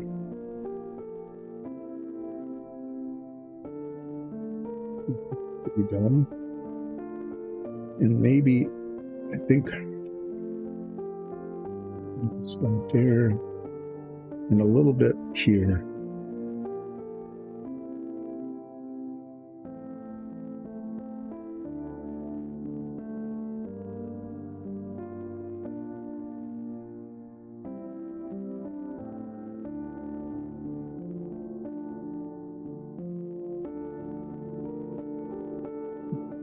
There. See if there's anything else. There's some white spots there that didn't get painted.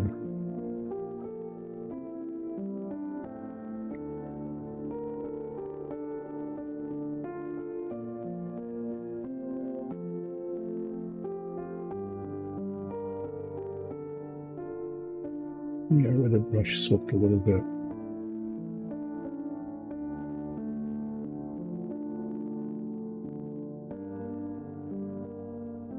And then along the inside here, again, it was one of those that looked fine from one direction and not so much from the other. So I'm going to dip the brush point right up in there and just touch up a little bit like that.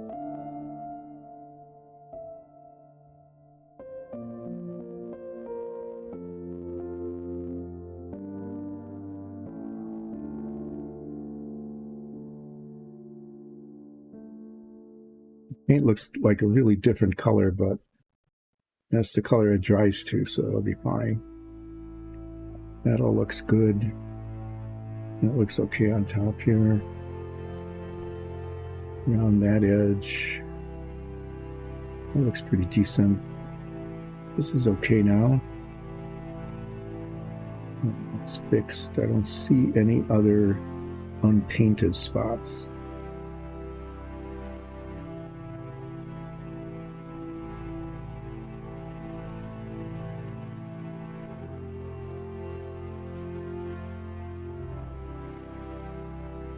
A little bit ragged here.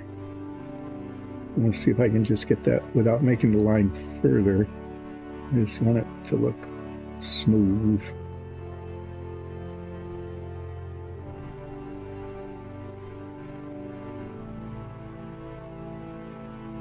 Okay. That's just the shininess. So I think we've got the demarcation between the mouth and the lips down pretty well. There's a little spot here. Let's see if I can even get to it.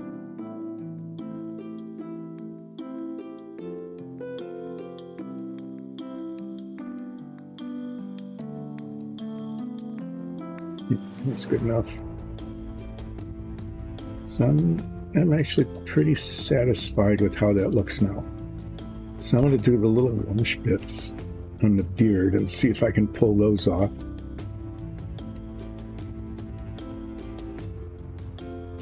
Another one of those. I want it to be better, not worse, and we'll see how it goes.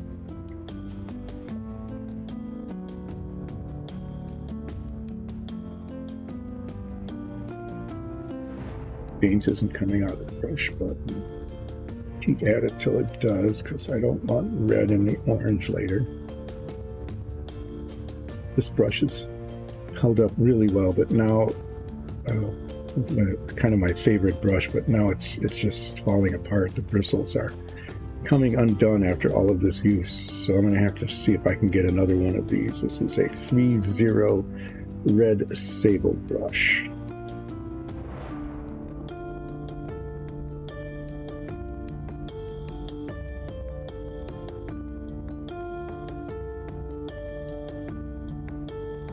This Fink might be its last hurrah.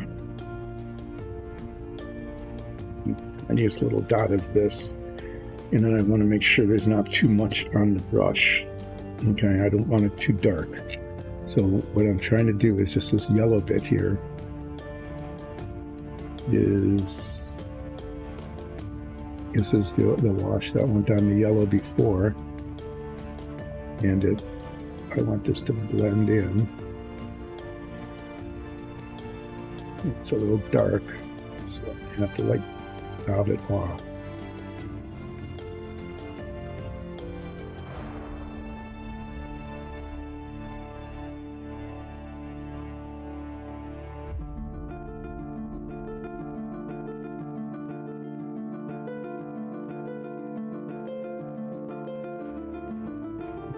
Afraid this is going to happen is that it isn't blending that well.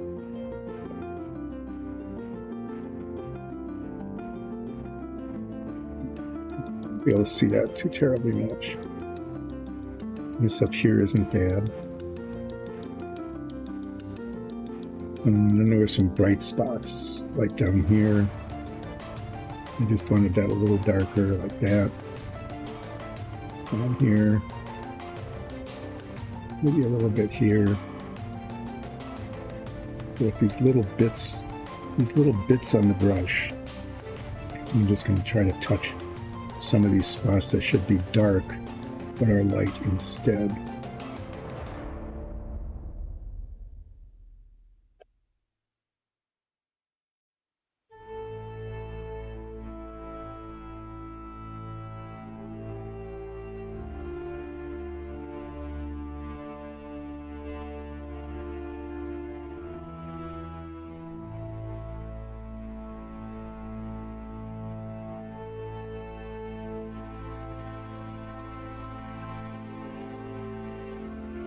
Anyway, I think that it'll lighten up a little bit later, but it looks better than it did before because the line was wrong. Okay, so I think we're okay here. Now we're going to get the orange paint back, do a little touching up where it's really light. I don't want to put a whole second coat on, but I'm going to work around the eyeball. Okay. Look what's left of my brush.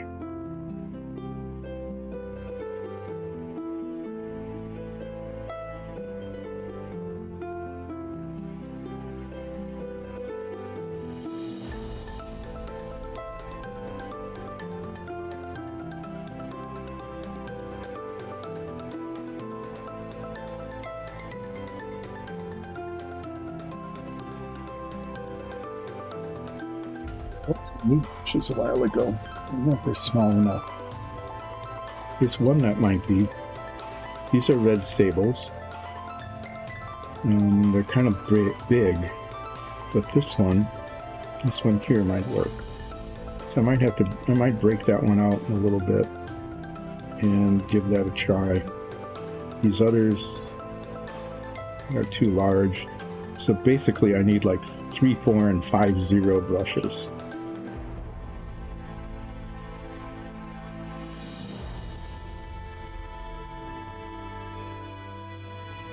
That one might just be the smallest of the 3, might be the one I can use.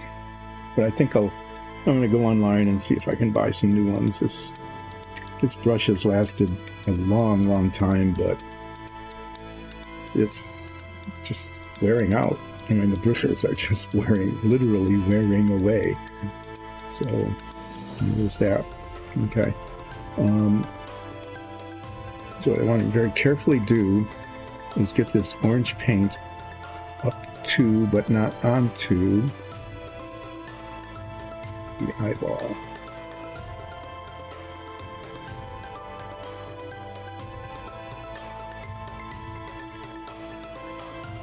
Good clean line. There's parts of it here that are raised up, which gives me sort of an opportunity paint up to it without going onto it. Try to take that opportunity along here.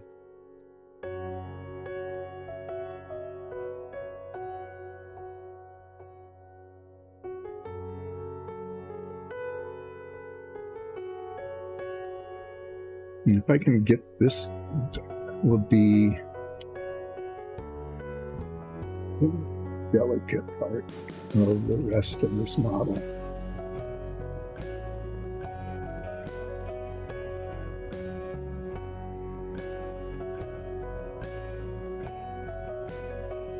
Becoming more and more difficult as the bristles become less and less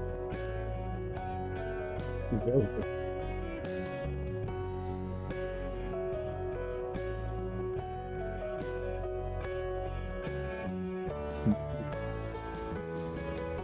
Okay, I think that line looks okay there. Let's carry it around.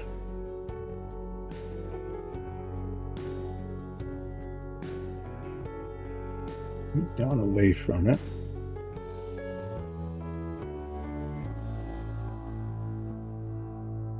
Yeah, it just like kind of suddenly just gave out on me.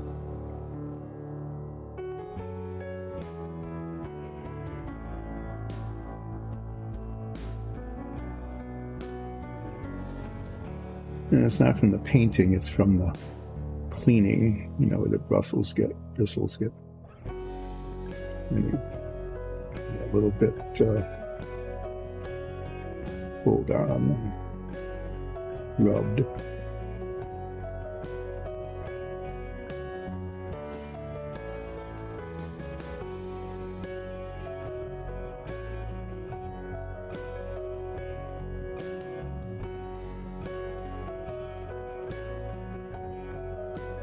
Some pump is working, but the furnace is running, so I think it's just condensate in the furnace.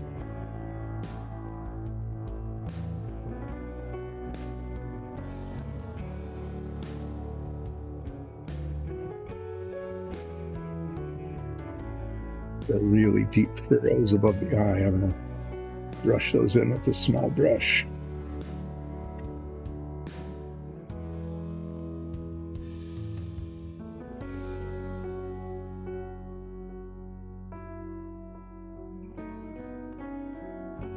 Big brush would just mush paint around and probably not get in them very well.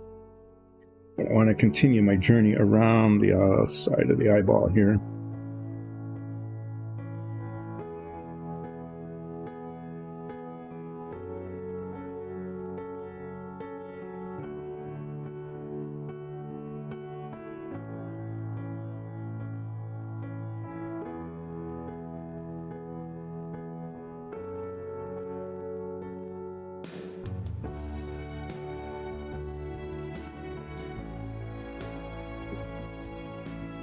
Painted white plastic. So if any of this paint gets onto it where I don't want it, what you have to do is just scrape away at it.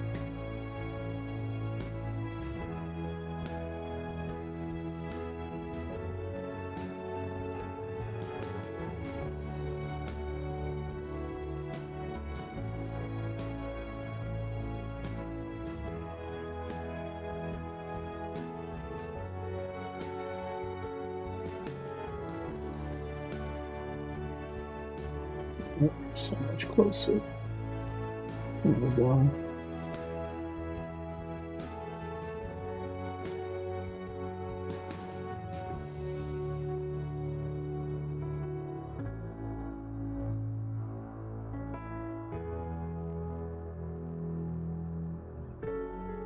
And now I've got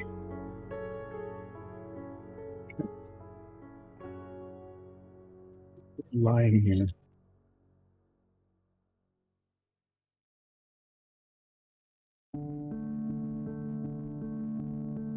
Real deep down, like it's overhang. Can't really get the brush down all the way there, but it's also an area that doesn't really show very much. So there's a little bit of thing here where it's just not even. There's a little there. I just need to even that line out. And I think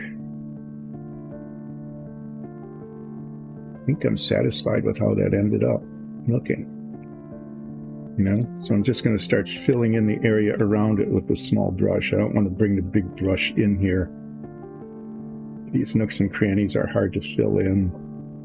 The big brush won't do it very well, and there's a good chance it would lapse over into other areas where I don't want the paint.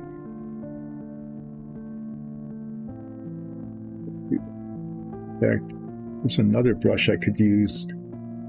Try this one. It's a little bit bigger, got a softer bristle, but it's also like a third the size of the other one, yeah. And if I can keep it,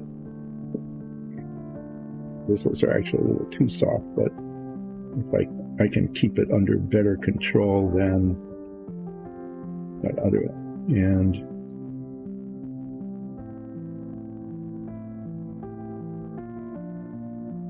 a fair amount of paint so that it's covering pretty well.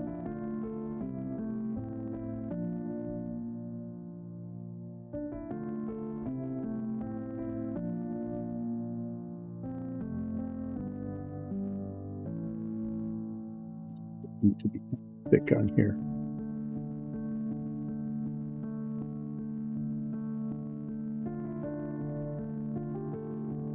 Get all these furrows painted in. with this brush. Get the edges before I bring out the larger one.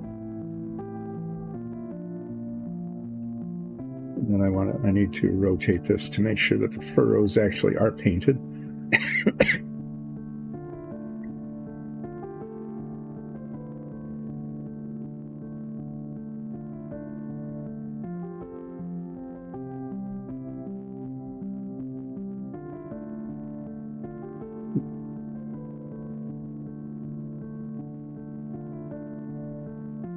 So now I need to, I'm not done yet. Obviously, when I rotate this, I now see that I have to finish the back of the head.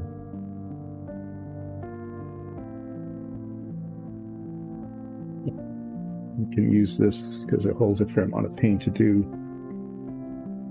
like just sort of touching up spots that are a little bit thin or thick, where the color isn't quite even.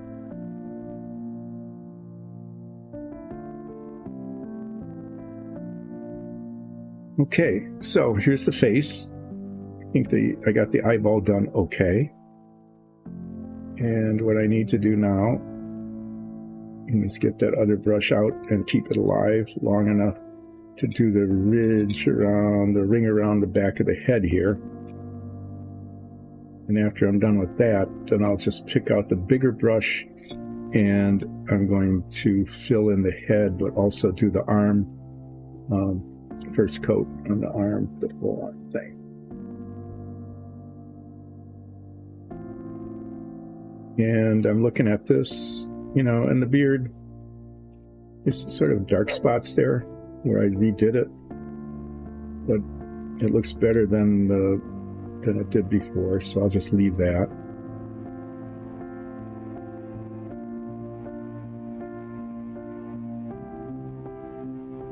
Yeah, but that's the problem is, rewashing over other wash just makes it darker, and it's almost impossible to do the touch-up right.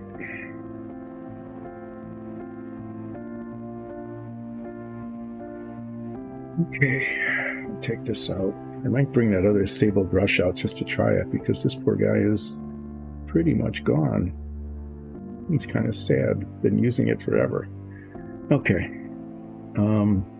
Squeeze out some more paint here. And then I'm going to outline the back of the head.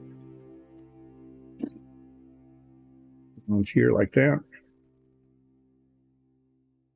And then we'll fill it in and then do the arm. And that will go pretty quickly because I'll be using the big brush.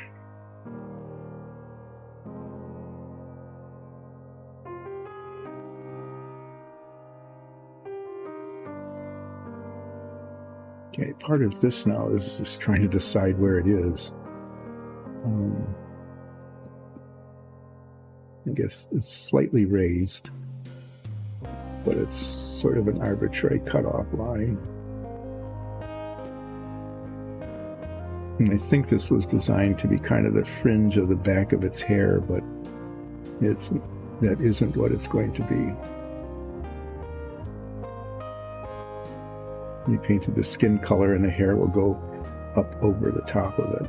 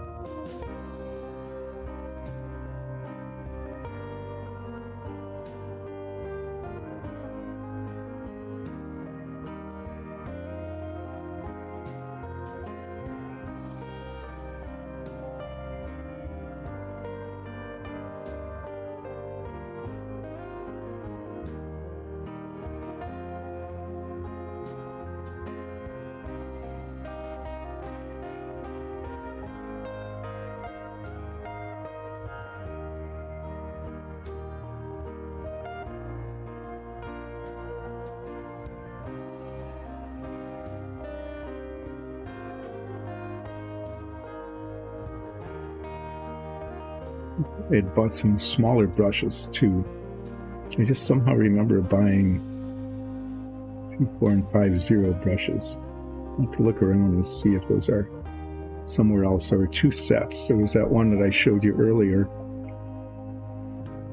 the red sable, and then there was another set of brushes I know I bought that I think were finer brushes.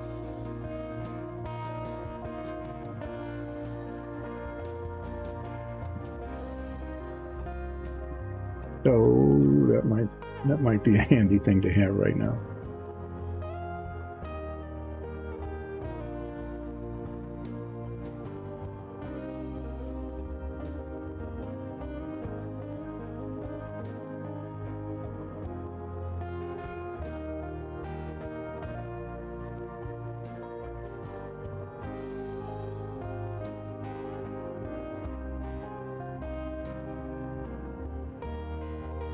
Okay, I'm going to give this a quick look around the front to see if there's any spots that need the tiny brush touch.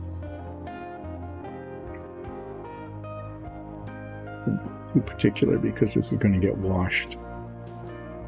And so it'll be darker and less even anyway.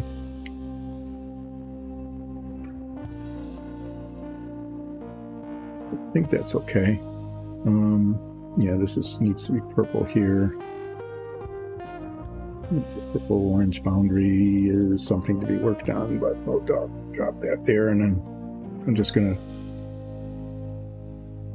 paint the top of the head here. That's going to need 2 coats for sure. It's just so smooth, and the paint just goes on lightly.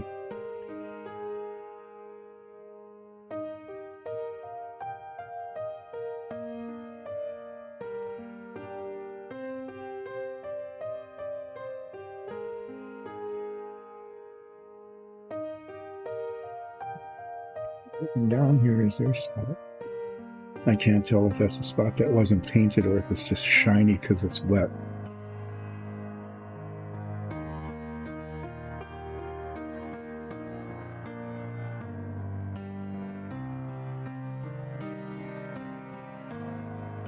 And just paint. After I do the arm, I'll come back and do another quick coat on it.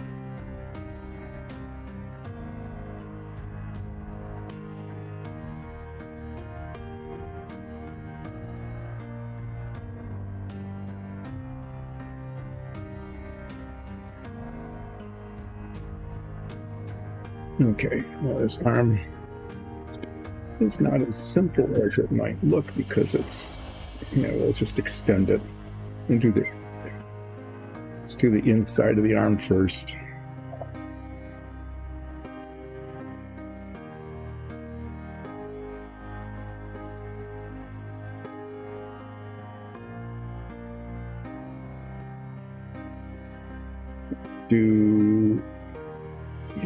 Get the fingers. Do the hammer handle.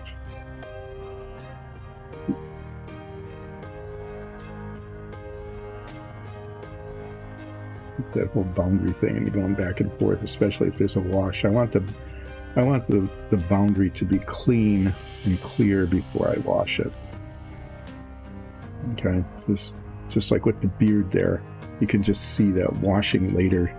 It's really hard to match because the wash goes over the wash and it just ends up looking darker, and you can't blend them.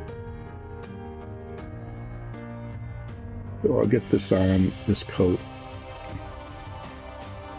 and then we'll do a second coat, and then paint the handle up to the hand so that I can get the boundary layer between the boundary line between the hand and the hammer, because it's not that well defined. I want to get that before I wash the hand.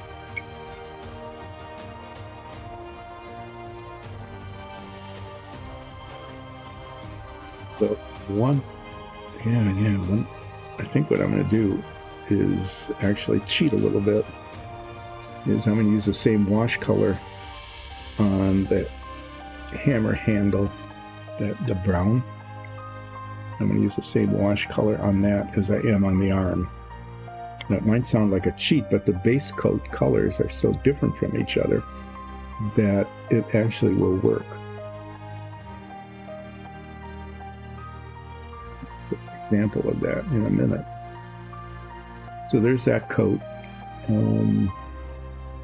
We'll come back and do a second coat later. Just try to make sure it's mostly covered. Yeah, so that's what I'll be able to do. I'm going to paint the handle and then the hand back and forth a little bit. And then use the same wash on the whole thing, minimizing the chance of just having to go back and forth forever. And minimizing the need to wash over the wash.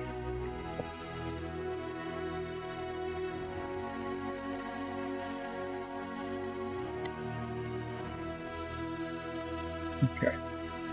Now, having done the arm and the face having come out actually really quite well. Yeah, just need to paint some teeth now. We'll do that right at the end, I think. The touch up on the beard. Yeah, not too bad.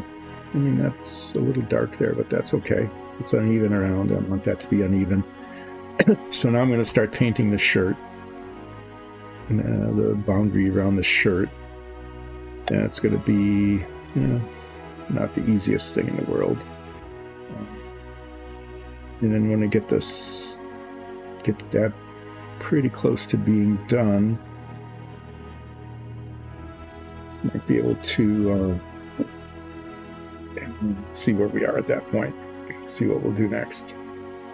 First things first. The ragged bottom of the shirt. A floppy arm that is going to be constantly in the way regardless. Give this another stir.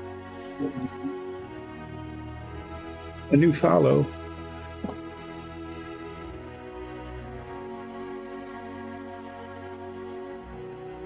Thank you for joining us. Every follower, every subscriber, everybody who goes to patreon.com/diceanddungeons, you can do that and support our entire effort by becoming a patron on Patreon. Or is it Patreon? Maybe it's supposed to be Patreon. I'm not sure. Okay. I'm going to try this brush a little bit longer yet. And then at some point, I'm just going to have to give up on it and see if that new brush that I have is going to work at all. Because this one just very suddenly and rapidly got worn out. Way to the point where it's just hardly usable.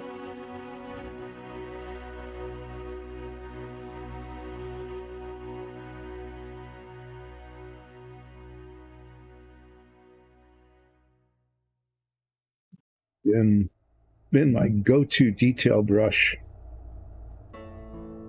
forever.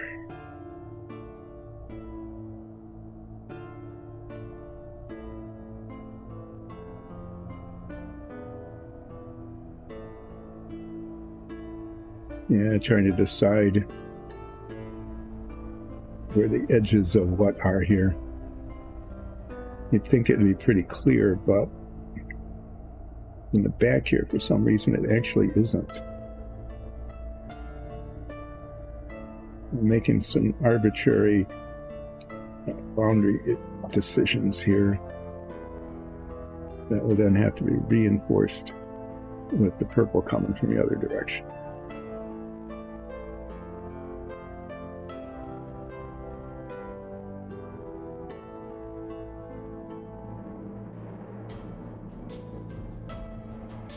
I can grab onto the legs. Those will get painted last. I don't know what I'll be holding on to then, because the last thing I want to be doing is rubbing the paint off of everything else, which, since it's the last thing I want to do, probably will be what I do.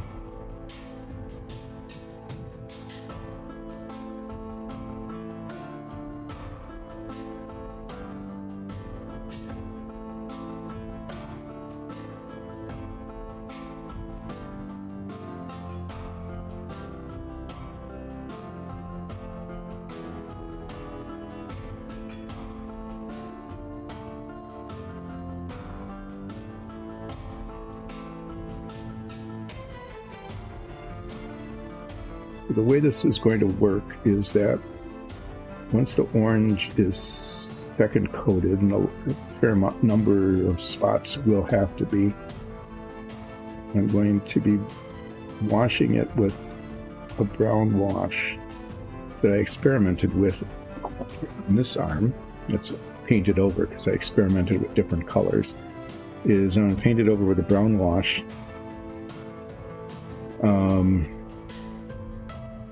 Which will change the color fairly significantly to a nicer color and fill in all these little hairlines so that the detail will pop out. I think, though, as I'm looking at it and trying to anticipate problems, because, well, I should do that because I've had more than my share of problems with this so far, is that I should paint the fingernails first and make sure that those lines are where I want it. And then just like with the hammer handle, I'm going to use the same wash on the whole thing. I'm going to use the same wash on the fingernails. So at some point soon, I will be deciding what color to paint those.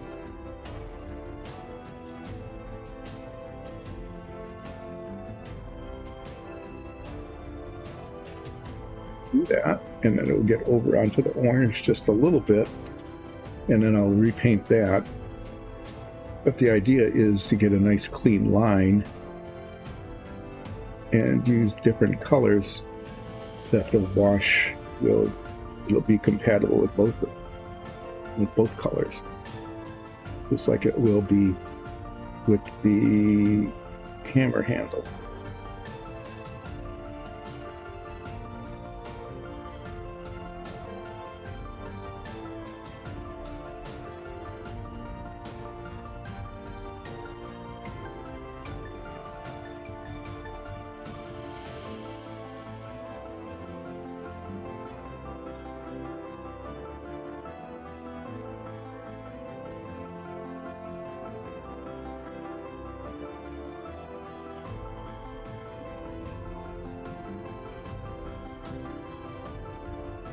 Purple shirt is getting pretty beat up through this process.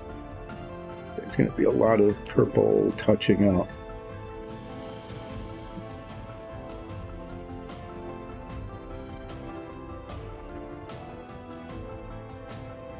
I think I lied about how I'm going to do that. I'm going to do the purple touch up before I do the wash on the orange, because I don't want purple getting back down onto the orange, and I'm trying to have to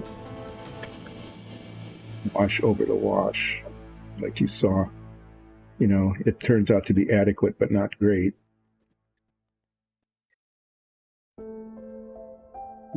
So the sequence of events here are going to be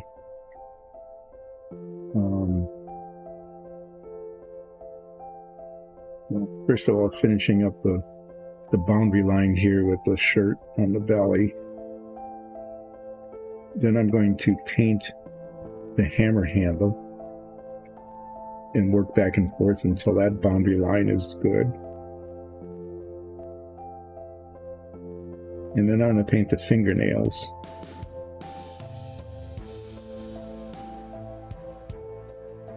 This orange, in a few places, is probably going to need a second coat. On the arm for sure. So we'll do that. probably do that. The arm will be dry. I'll be able to do that pretty much right away. I'll be using the big brush to finish up the belly here. And so I'll do the second coat on the arm at the same time.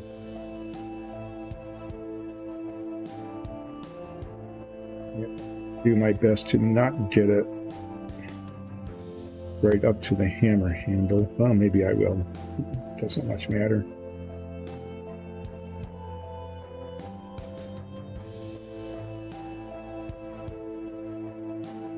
Anyway, we'll second coat the orange.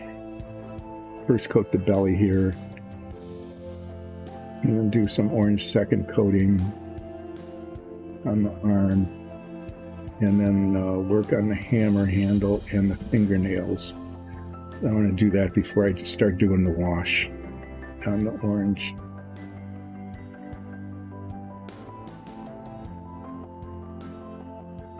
And then there's the question of the belt. The belt's going to be black. I'm going to do that before I wash as well.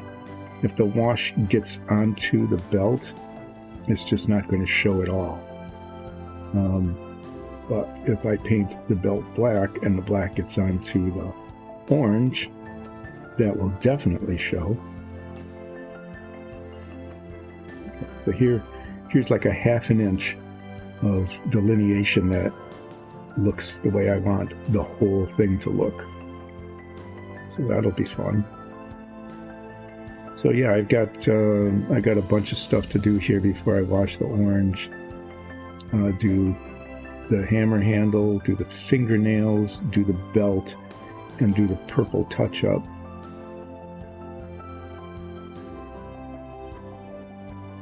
Get all of that done. And then I can begin thinking about putting wash on the orange. Oh, wow.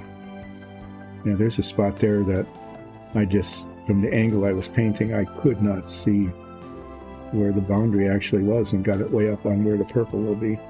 Okay, I'm going to drop this brush, get out the bigger one, and work my way around down to the top of the belt. Make sure I get into the nooks and crannies here.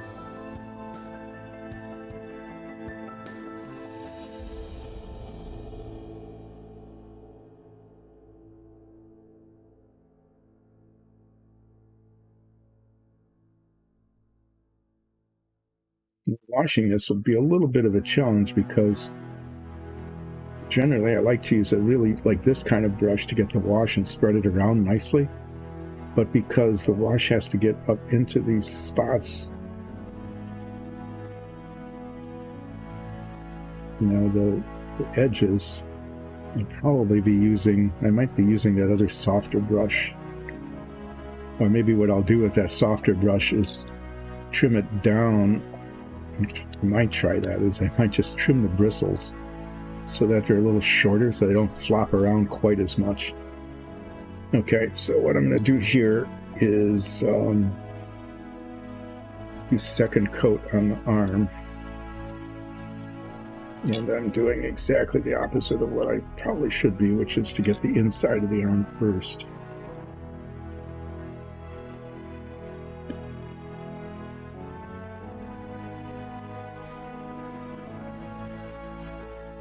One thing that's good is that after the disaster of the first third of the stream today, I seem to be making a recovery. This has happened before. I think one of the figures I was painting, one of the minifigs once, just like everything that could possibly go wrong went wrong, and then there were a couple of things that could not possibly have gone wrong that went wrong anyway. I'm not even sure how that happened, but it did. And it looked like that minifig was lost. Like it just was not going to come around. And eventually I just plugged away at it after complaining. I think the complaining is what really does the trick. I think that if one just says, "This is awful, I can't believe it. How am I possibly going to recover from this? You know, there's no way that this will ever come together." If one complains about it, then the thing that you're working on will go, "I can't stand the whining, I'm just giving up." Okay, go ahead, it'll be fine. Right? You ever have that? Okay. So I'm tempted to do the second coat on this guy, even though it's not dry yet, because I'm getting a little impatient. Just a touch impatient.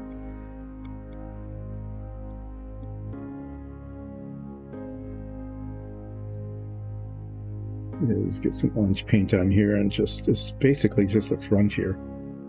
That needs to be on some little spots that I see now and then, where I think I can get them with this brush without causing a disaster. Again, it doesn't have to be perfectly even because it's going to get washed, and the purpose of the wash is to make it uneven.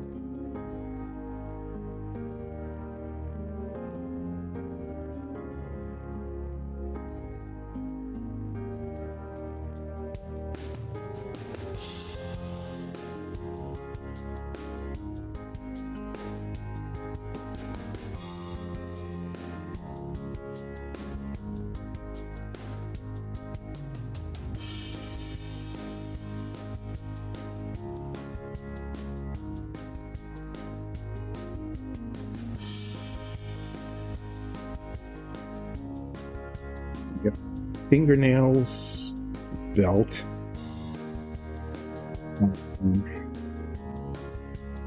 hammer handle, and purple touch-up, all to be done yet. And the orange paint in places is still pretty wet, so what do I do first? What we have first is smash our butt with our hammer. That's what we do.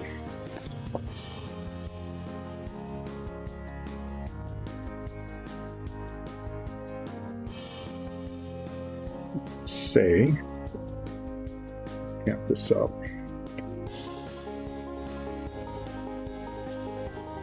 I'm really tempted to do the purple touch-up first, but I'm going to be touching the purple. I just can't avoid that as I go to all the rest of the other spots. There's just nothing much I can do about that, and so I'm going to save that to last.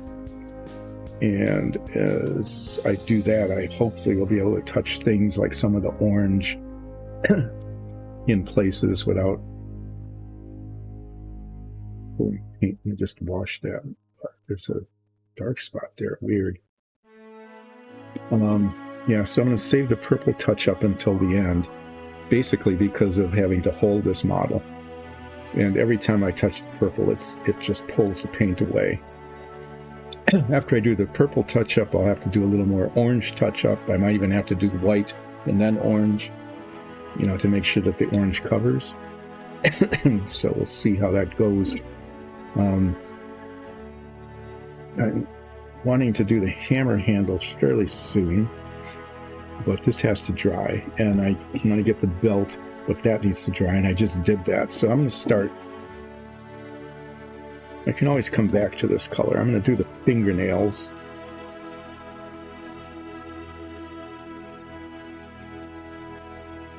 And do that. I'm going to take this other brush out. I haven't used this brush yet. Brand new package here. Need to open it. I'm going to try this brush out and see how it works on the fingernails and the belt. This and the rest of it. It has to be better. The other brush is just rapidly deteriorating. It's like it just gave up the ghost. So I need to buy 3, 4, and 5 red sable brushes. If I can't find the ones that I had purchased earlier.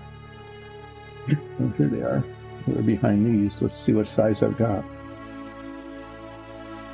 These are camel hair brushes. They're all really quite large. These have nice points. These might be okay. That's supposedly a 3-0.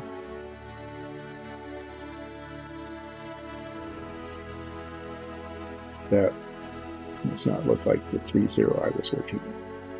Well, this point looks pretty decent. Let me just see if how far I can go with this. I need to. I'll go online and buy more. Nikki needs a new brush anyway.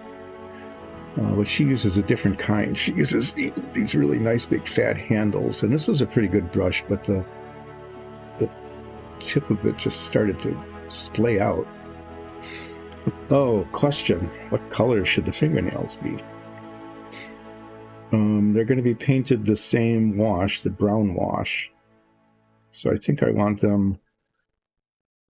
I could do them lighter. I could do them... Yeah. I'm thinking I'll do that. I could do them like in a beige kind of color, and then when the wash goes over them, they'll just look dirty. So let's see what I've got. I've got dark sand. I'm going to use ivory. I'm using that in the teeth. We've got bone white. Bone white might be good. Bone white's a little lighter than the dark sand. It's a little lighter than the buff. The deck tan is kind of grayish. I'm going to see if I can find that bone white color. I think that would look pretty good. But I'm going to have to get up and wander around and look at the paints to do that. Hope you don't mind. I'll be right back after I find it bone white.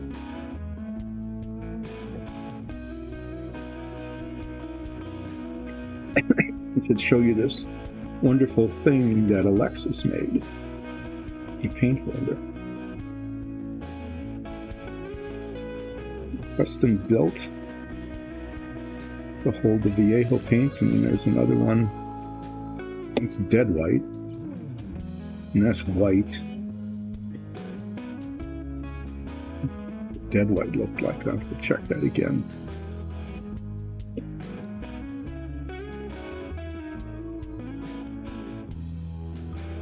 Like I usually. There it is. There's bone white. This hasn't been used other than to do the chart, color charts. So I'm going to have to give this a big stir, and we might have just a whole lot of vibration showing in the table.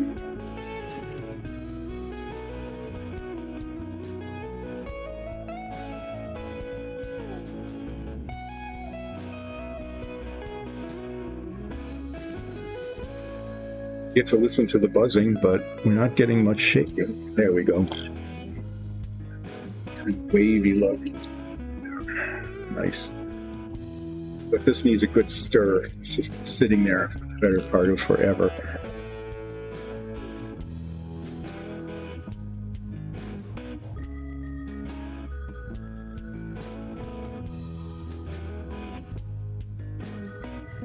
And this will be a test of the new brush.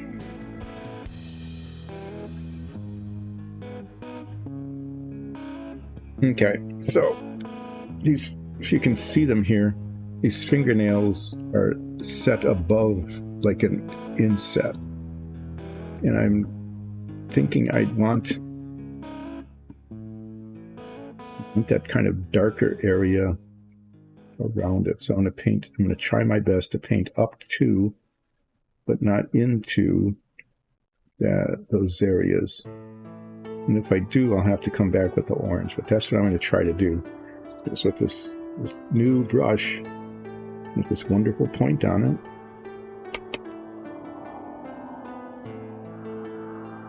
This Fink model, I'm beginning to think that the detail on this is worse than, or I should just say more challenging than some of the minifigs that we've done.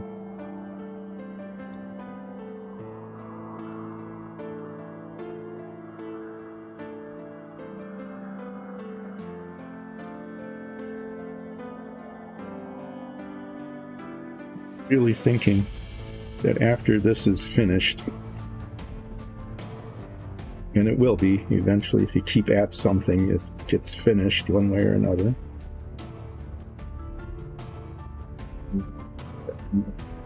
Do a different kind of model that,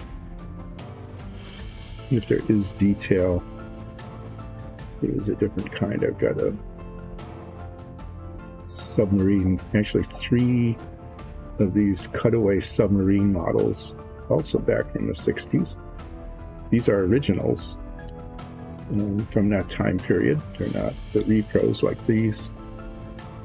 And it is a model of the first Polaris submarines before the Trident missiles even came out. They were Polaris submarine launched ballistic missiles. And the side of it folds down, and then you can see the inside. And the inside is done in very coarse detail. And you'll see that when I work on it. It is not detailed. Lots and lots of little pieces. Torpedoes and tables and reactor bits that are not realistically painted at all, according to the instructions. We'll see how I end up actually painting them. So it gives you the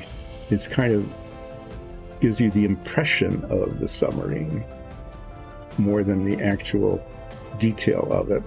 But it's a pretty cool model, and because it's the original, a lot of them got started. It's the kind of model where people did like the first 3 steps out of the 80-step instruction manual and then stopped. And so what you end up with is like the conning tower and the torpedo tubes are finished, and the rest of it's kind of broken off. Sometimes, pieces get lost, so I actually bought 3 of them. And I'm expecting that in order to do it right, I'm going to have to disassemble some of the work that was initially done. I'm thinking that finding one that was never even started was impossible. So I bought 3 of them in various states of not being done. And I hope that I can, what I'll actually be working on is salvaging the parts, maybe taking them apart, maybe trying to take the paint off even, to complete one. And when it's done, it looks pretty neat. What I'm going to be doing too is I'm going to have to do some orange touch-up around these nails too. It's just tiny little spots that are barely visible. They're not perfectly placed. Like it just, like that came down just a little too far over the front edge. So I'm going to do some tiny little orange touch-up on the nails. And I'll probably wait on that until after I do the purple touch-up, because I might have to do orange touch-up over the purple touch-up, and let's just do that once. Anyway, those are the nails. They're coming along mostly okay. I kind of like how most of those are turning out. There's a little dot there, a little dot there, a little dot on the front there, but mostly it's okay. This brush is working adequately. Got a tiny tip on it. One thing that I need to do, let me just do it now. It's one of those things that you probably can't really see, but I can, is that these 2 fingers are very close together, and a little spot of paint, a little bit of paint is stuck between them and made a connection. And I don't want that there because that will show later. Just make sure that those fingers are cleanly separated. Okay, I'm just going to leave that out now. So that's the first bit of fingernails, and let me go to the other guy. Hopefully this hand will come around. There we go. so that I can get to them. And we'll see what we can do here. Yeah, pretty good. So let me recount the disasters of the first third of the show. The disasters were cumulatively discovering that the orange, on Wednesday I discovered that the orange did not cover the purple.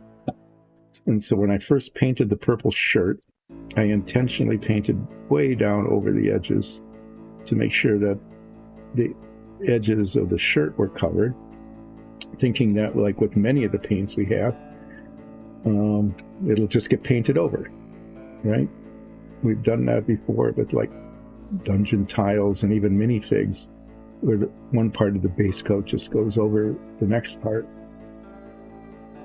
Well, I did that, and then on Wednesday discovered that the orange, which was after testing 2 different colors, decided to use the orange as the base coat for the skin, did not cover the purple.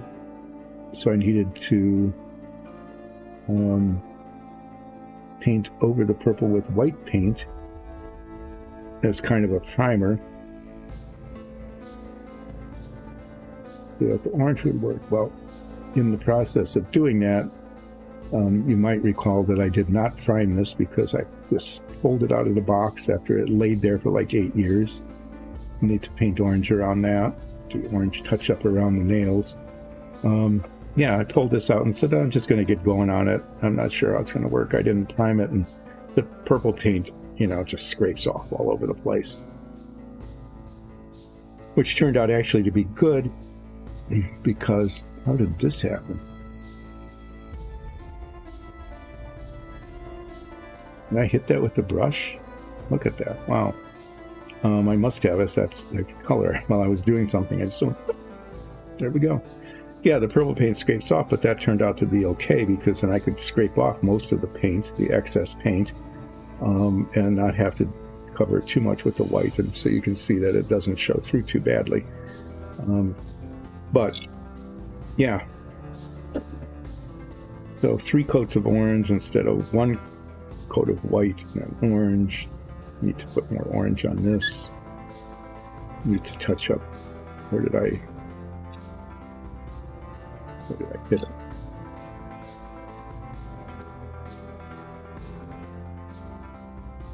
I brushed this color across the orange paint somewhere. No, I'm not even seeing it.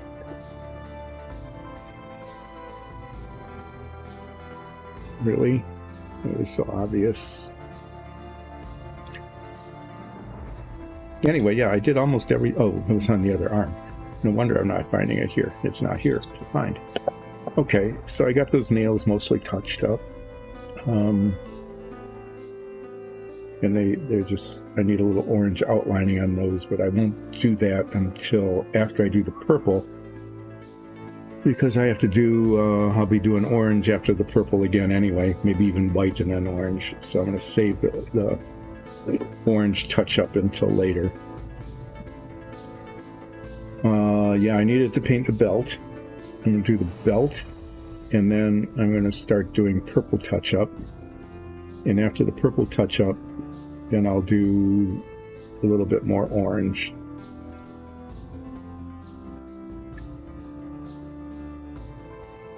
And some of it will be a little delicate, like along there and there.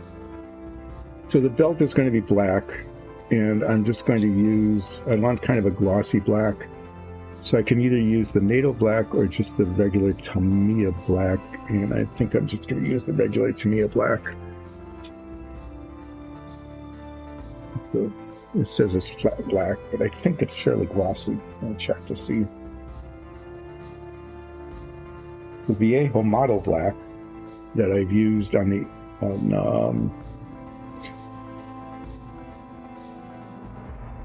various pieces in the past is nice and flat. The game color black is very glossy, but it doesn't cover it all at all. Give me a black.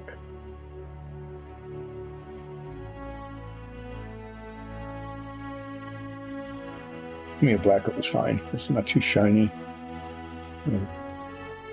But it should cover okay. Give it a stir. It hasn't been used in quite a while.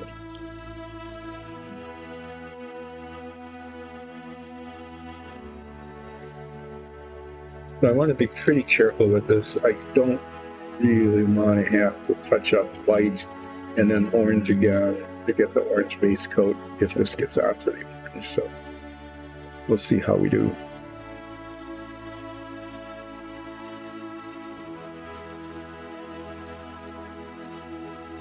What I promised to do, and I didn't do, was to get a piece of foam to put under the paint shaker.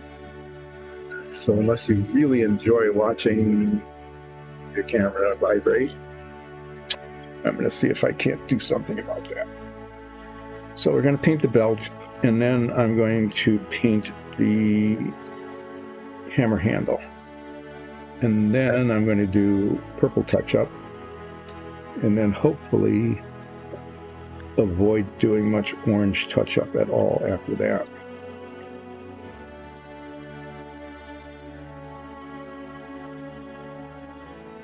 So this belt kind of edges over the top here. Because you're looking down at it, it really needs to be painted right up. Come on, hold paint. Your brand new brush. Work for me.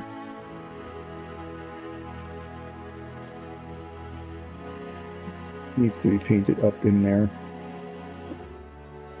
And I get the line pretty even because it's a belt. And it has a clean edge, right? So I'm most concerned about the top. I'm not that concerned about the bottom.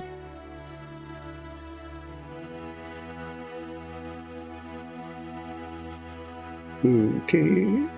Well, maybe I'll do that. Maybe I'll just paint right up into that groove. If I do that all the way around, it might look okay.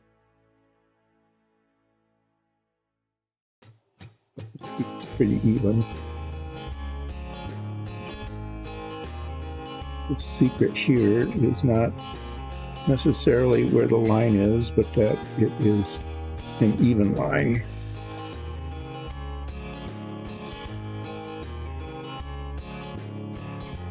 Brass button there that will have to be painted later. And that worked. The brush is proving its value here. Now that it's saturated with paint,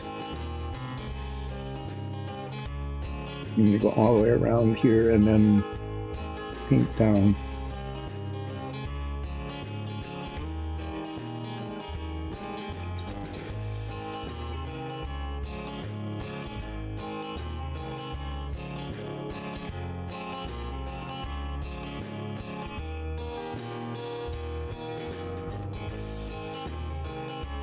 That's lovely. There's a belly fat overhang there that didn't get painted before.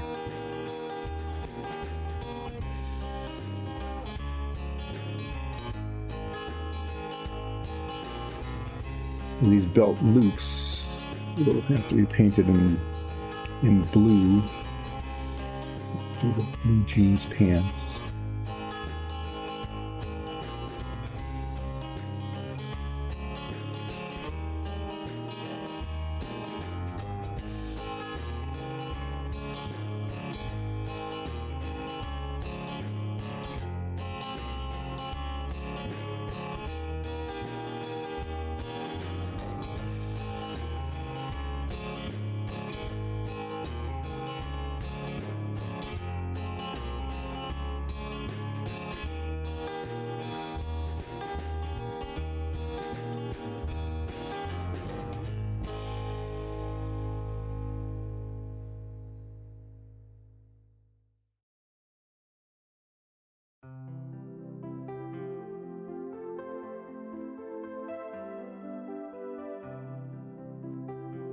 And that would be a little bit of a challenge because all of this will already have been painted.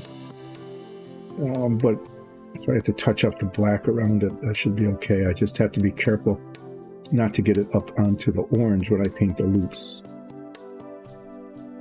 Okay, the belt kind of disappears under here.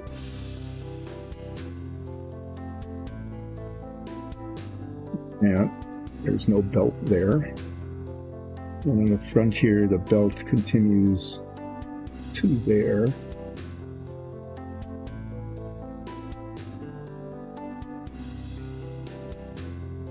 And tapers off, and I'm going to try to get that.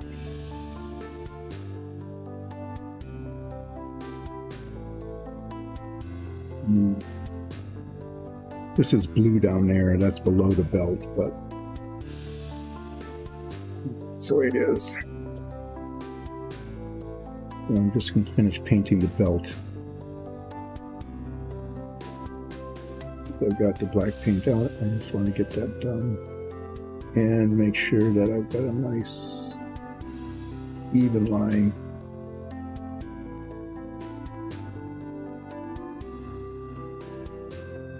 For the belt top. Uneven line on the bottom, because I'm pretty sure that the blue is going to cover the black. If not, then we'll just have to do the same thing we've done before, which is cover it with a lighter color.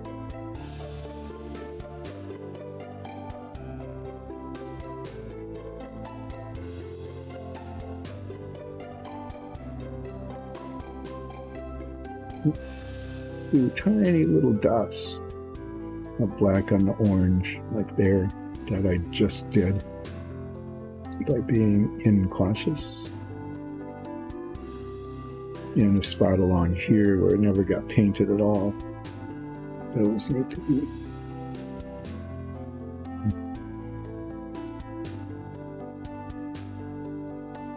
Those will need some delicate touching. So once this brush got going, it's working okay. I just need to remember that it's next to impossible to use until it's pretty well saturated with paint.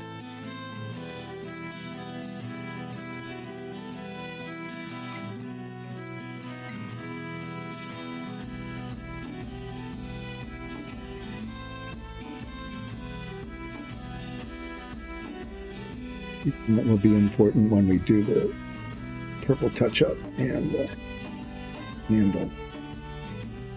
It was really like I expected. The purple's getting very beat up.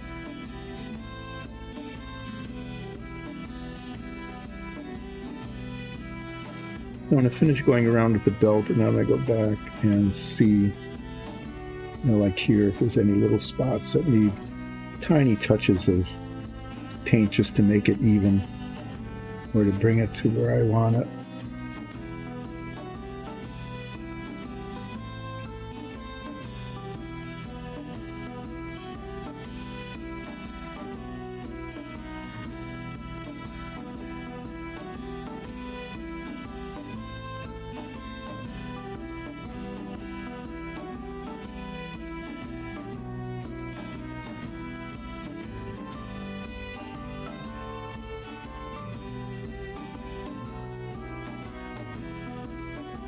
I've kept the orange touch-up pretty much to a minimum here. Most of it is painting spots that just got missed earlier. As I say that, I'm probably going to, jinx myself. Jinx! But I want to look around the top of the belt. That's the part that's important. To make sure that the line is even. And other than a spot here, I just got a little bit and a little bit there. It looks like it covered pretty well.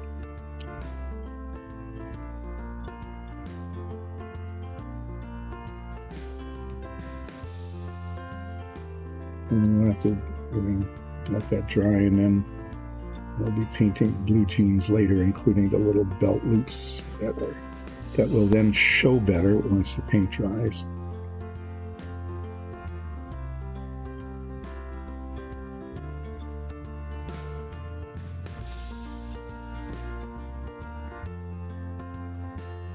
Yeah, so we've got, he's now belted.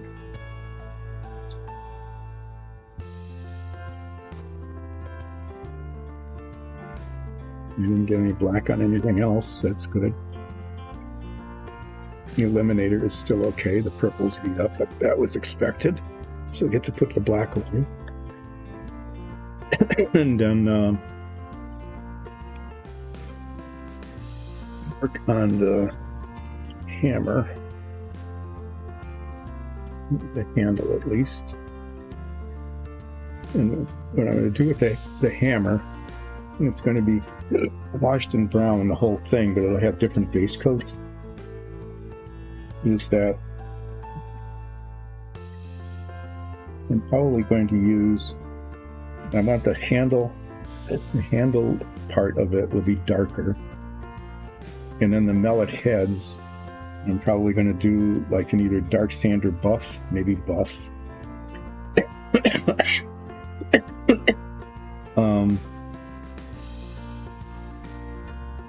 With an intermediate color, like either like leather brown, maybe. Yeah, probably leather brown, buff, and then I'm going to do this in red brown. Red brown, leather brown, buff.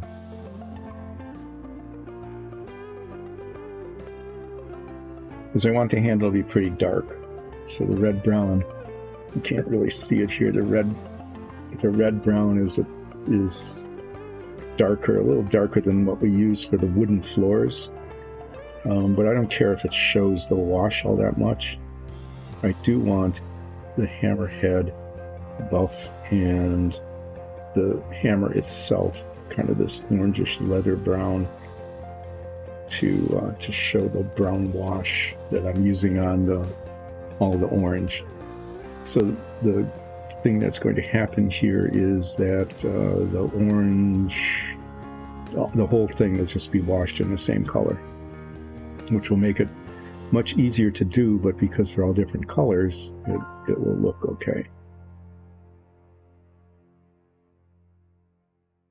Find the red brown, and then with the red brown, we'll be making the kind of arbitrary delineation line between the hand and the handle, all the way around on the top and the bottom, and that hopefully will go without too much problem. There's a little there. What are we doing on time? Okay, I might just get the handle done, and that's it. What are we going to do about? Yeah, washing the I like. Can you read that? I like is the hammer. That's the brand that he likes, and the part that he doesn't like is the car. I have forgotten. Has they been in this bin the whole time? They've been in the box. Is I've been painting all this stuff orange, right? Well, he's got feet, and the feet have nails, and the feet need to be painted orange. 2 coats, nails. Lovely. Right, so we get to do some do-overs here.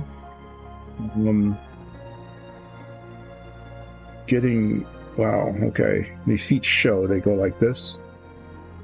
If I move this now forward a little bit, the feet glue in like this. So there's just this tiny little bit of thing to hold on to here that an alligator clip isn't going to work on. Maybe this. Maybe if I paint everything up to like the heel and just stick it in just tiny it like that.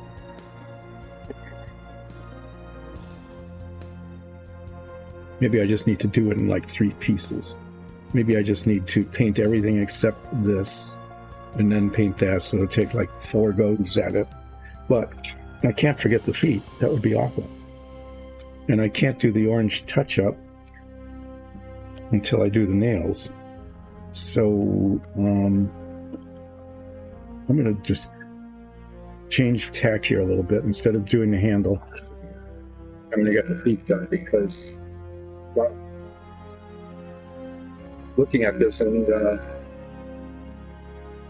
look at the guy, and it's pretty obvious that something's missing.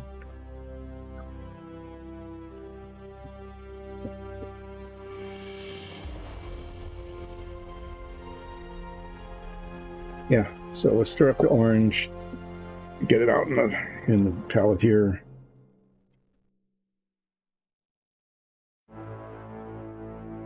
Get out some alligator clips. I have to paint both sides of the feet up and down. And I'm just going to clip it on. Grabbing as little of it as I need to. Because I don't want to have to... I want to minimize the amount that has to be touched up and painted later. So that kind of worked that way. This one will be there, so I'm just going to have to do those bits at the end. But let's tickle. Let's get these feet first coated at least. And then we'll do the second coat. And then the toenails. And then we can do orange touch-up will come much later. Right.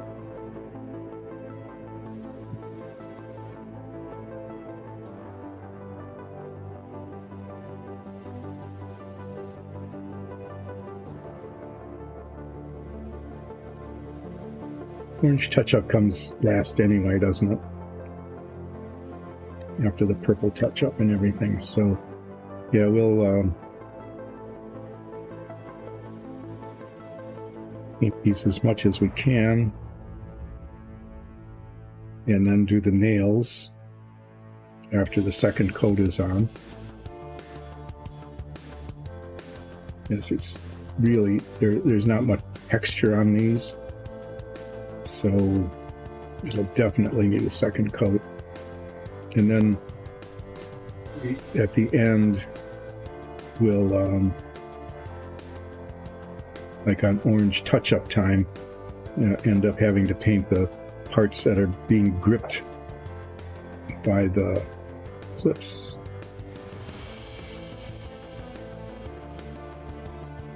But it would have been, I mean, better to catch it now, right? Than at the very, very end, getting everything done, saying, oh, he's done, and then you look and he's footloose, or footless. So there's one pretty well painted foot. Do the top first this time so I can actually rest it against the work surface.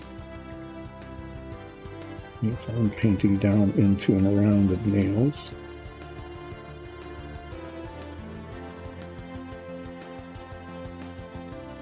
Anyway, I was saying earlier about what a disaster the first third was because we learned, it was a great learning lesson about how not to do painting well. It's like, I learned that not priming your piece ahead of time causes all sorts of other problems later. That's not a surprise, is it? Learned that one should test whether a certain color covers another color before smushing that other color all over everything, assuming that it would be easily covered by the next paint, because your experience with different paints and different colors on different models had been that. Doesn't necessarily mean it will be this way. Learned to do 3 steps instead of 1 step.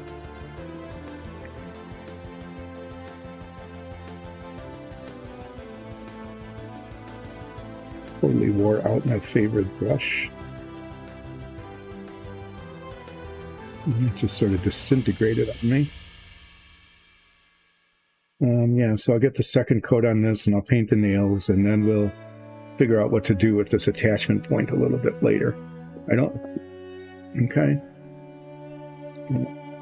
Since I have this orange paint out, what I am going to do is take out my favorite but now destroyed brush. There are a couple of spots that were just not painted at all down here.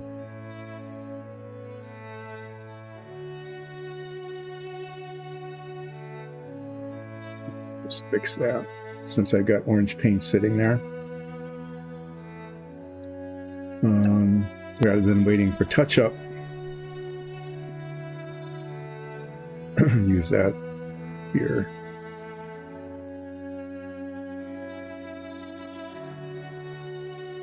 We learn not to forget the feet.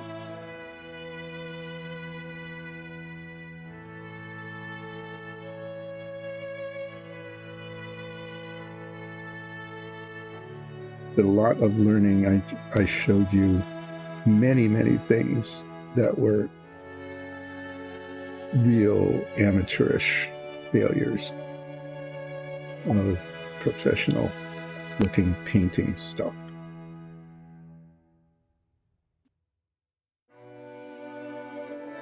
And then started to recover later on before the break. Got the face painted actually pretty well. Did some red touch-up inside. Touched up in kind of it didn't work out as well as I'd hoped on the beard there. But I got the outline of the beard pretty well done. And did a base coat on the nails. Okay, I said I wasn't going to do a large touch-up, but I can do them around the nails because why not? I got the orange paint out, the nails are dry.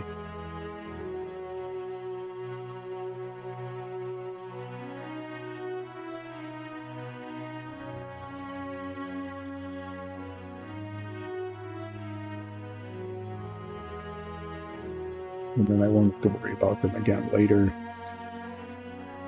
Look.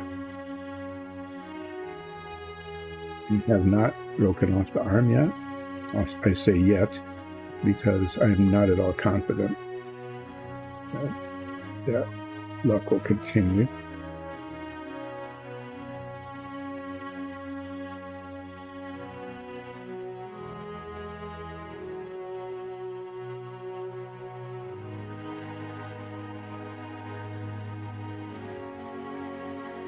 Yeah, that nail got...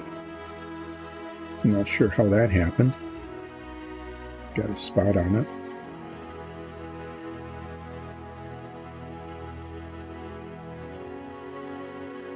Yeah, I feel okay touching up these nails because it doesn't come in contact with the handle. So if the orange paint is a little bit wet, that shouldn't be a problem.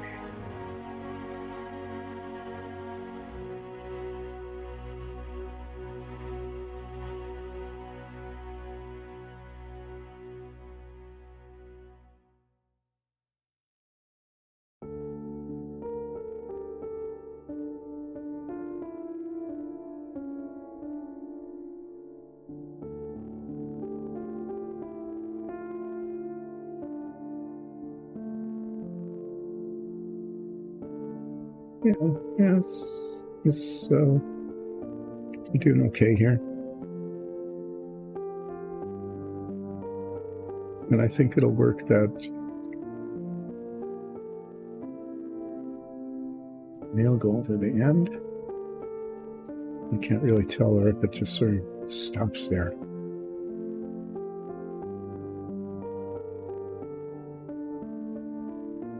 Yeah, looks like that's where it is.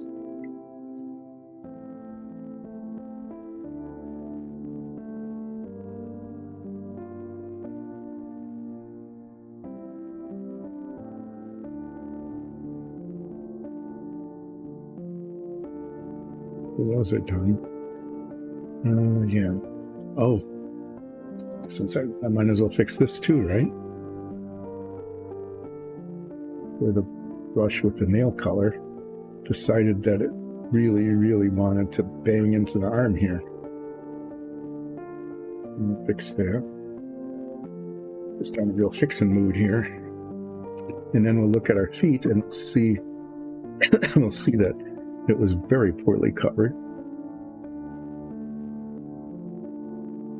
And take the opportunity to at least finish the first coat on the areas that didn't get any paint on them at all.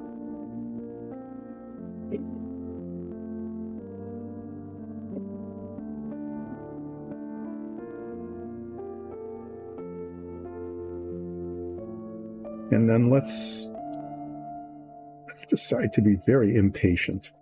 Okay? No, I won't. If I do it now, I mean it's gonna, the paint is still really tacky, is I'm just gonna get brush marks on the surface. It's gonna look bad. So no, I was tempted to use the paint that was left in the well, and there's a fair amount of it there, to put the second coat on the feet, but I don't see any reason other than to not waste a little bit of paint to take a chance on messing up the feet.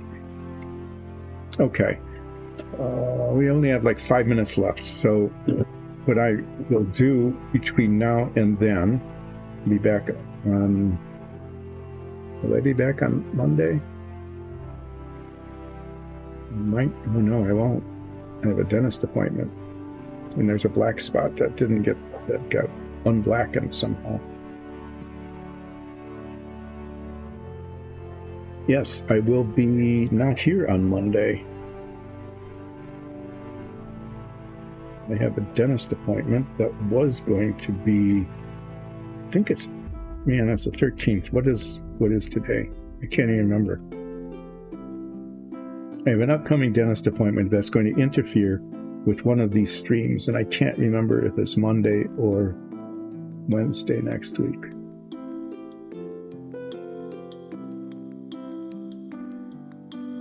Wednesday, I'm pretty sure, because the 5th was a Monday. Well, that doesn't work either. 6th was a Monday. Yeah, so it's Monday. I'm not going to be here. I'm going to be at a dentist appointment. So I think I'll be picking up on this. I'll be picking up on this on Wednesday next week.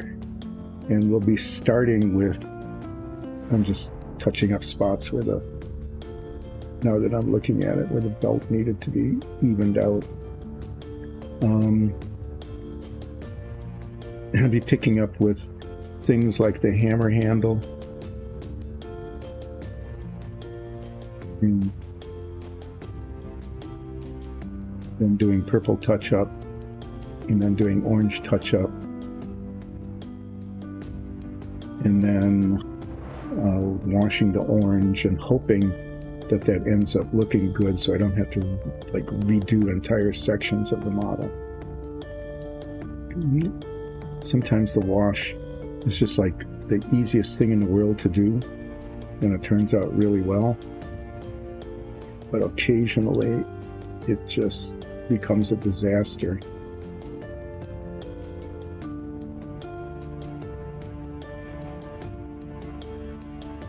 Brush. Hard to tell because it's a little bit shiny. That was definitely wrong.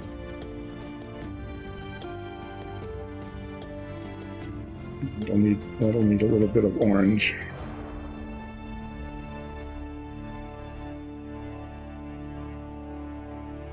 I'm just seeing little spots that are white, like where the paint didn't quite cover right, or it pulled away a little bit or something.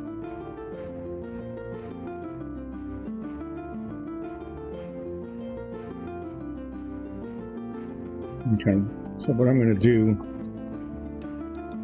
is I'm still messing around with stuff.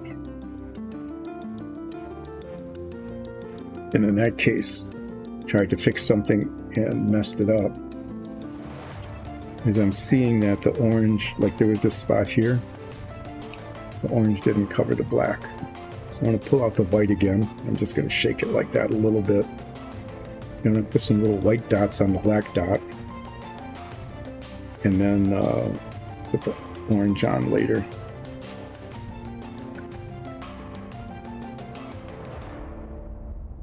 Because I know that the orange covers the white okay.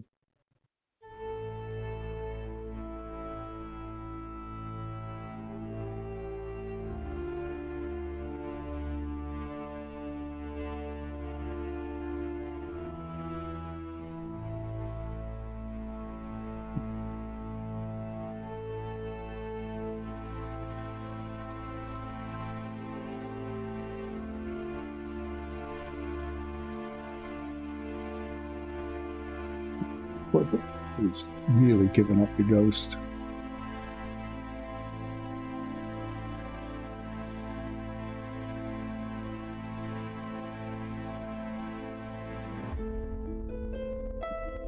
This I don't want it to. Oh, man. Seriously. Okay. At the end here, we are like repeating everything that was wrong is happening all over again in reverse. It's amazing. At the beginning, everything was going. Now at the end, everything is going again. Yeah, I'm gonna do this again, and let's see if we can't just keep screwing it up.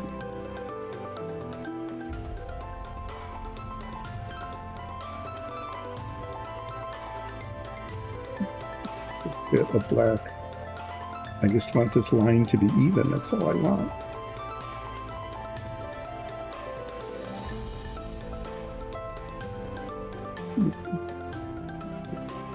A little bit here that I can't see because it's black on black. There.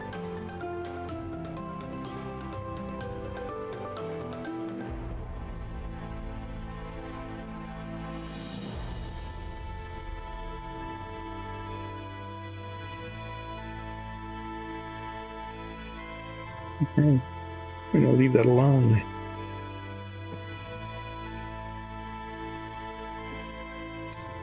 Even if it's not perfect, it's not getting better today, that's for sure. Today is started out pretty poorly. All sorts of things that were going wrong went wrong.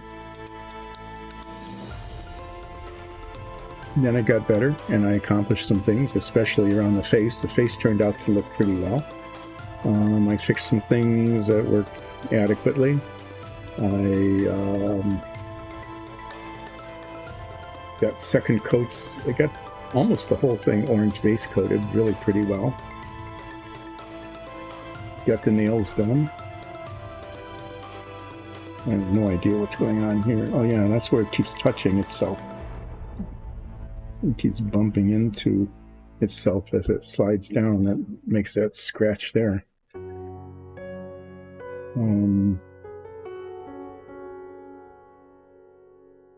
Yeah. And then I remembered the feet. And we got the feet at least first coated. Is it still tacky? I think it could go wrong.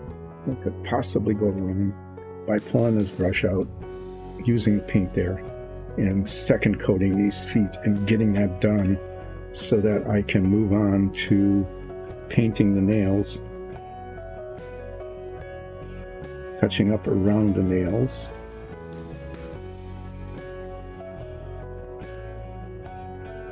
So far, it hasn't gone wrong. That's a little bit shocking. And I'll have to do this back part here where the clip is. That'll have to get done later.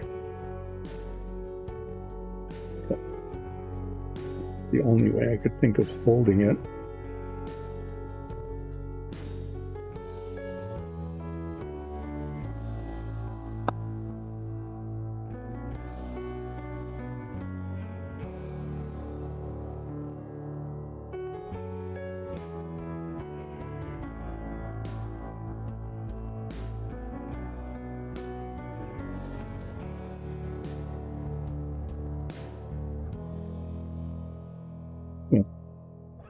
back Wednesday, continuing to work on the Fink.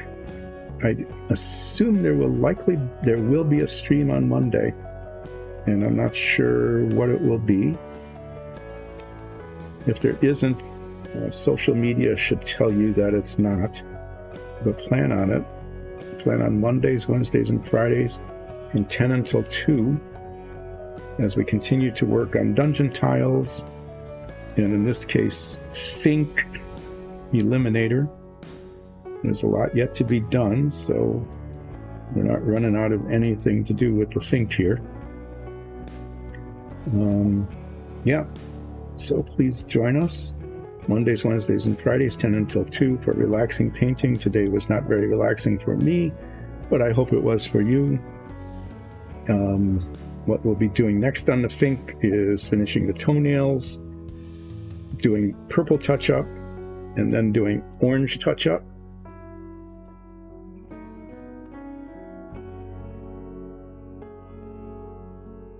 And then doing an orange wash.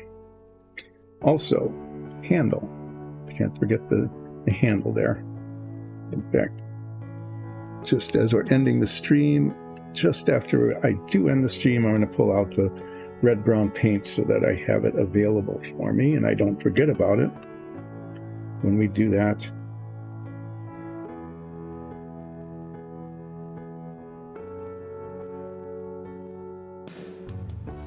Keep this color out because that's the nail color. Okay, just keep these out here. Oh, and then we got this whole car. This is like a minifig. This will take the better part of forever to finish. Because we have, the base coat, we have headlights. It's just a lot of detail. Tail lights, bumpers, tires.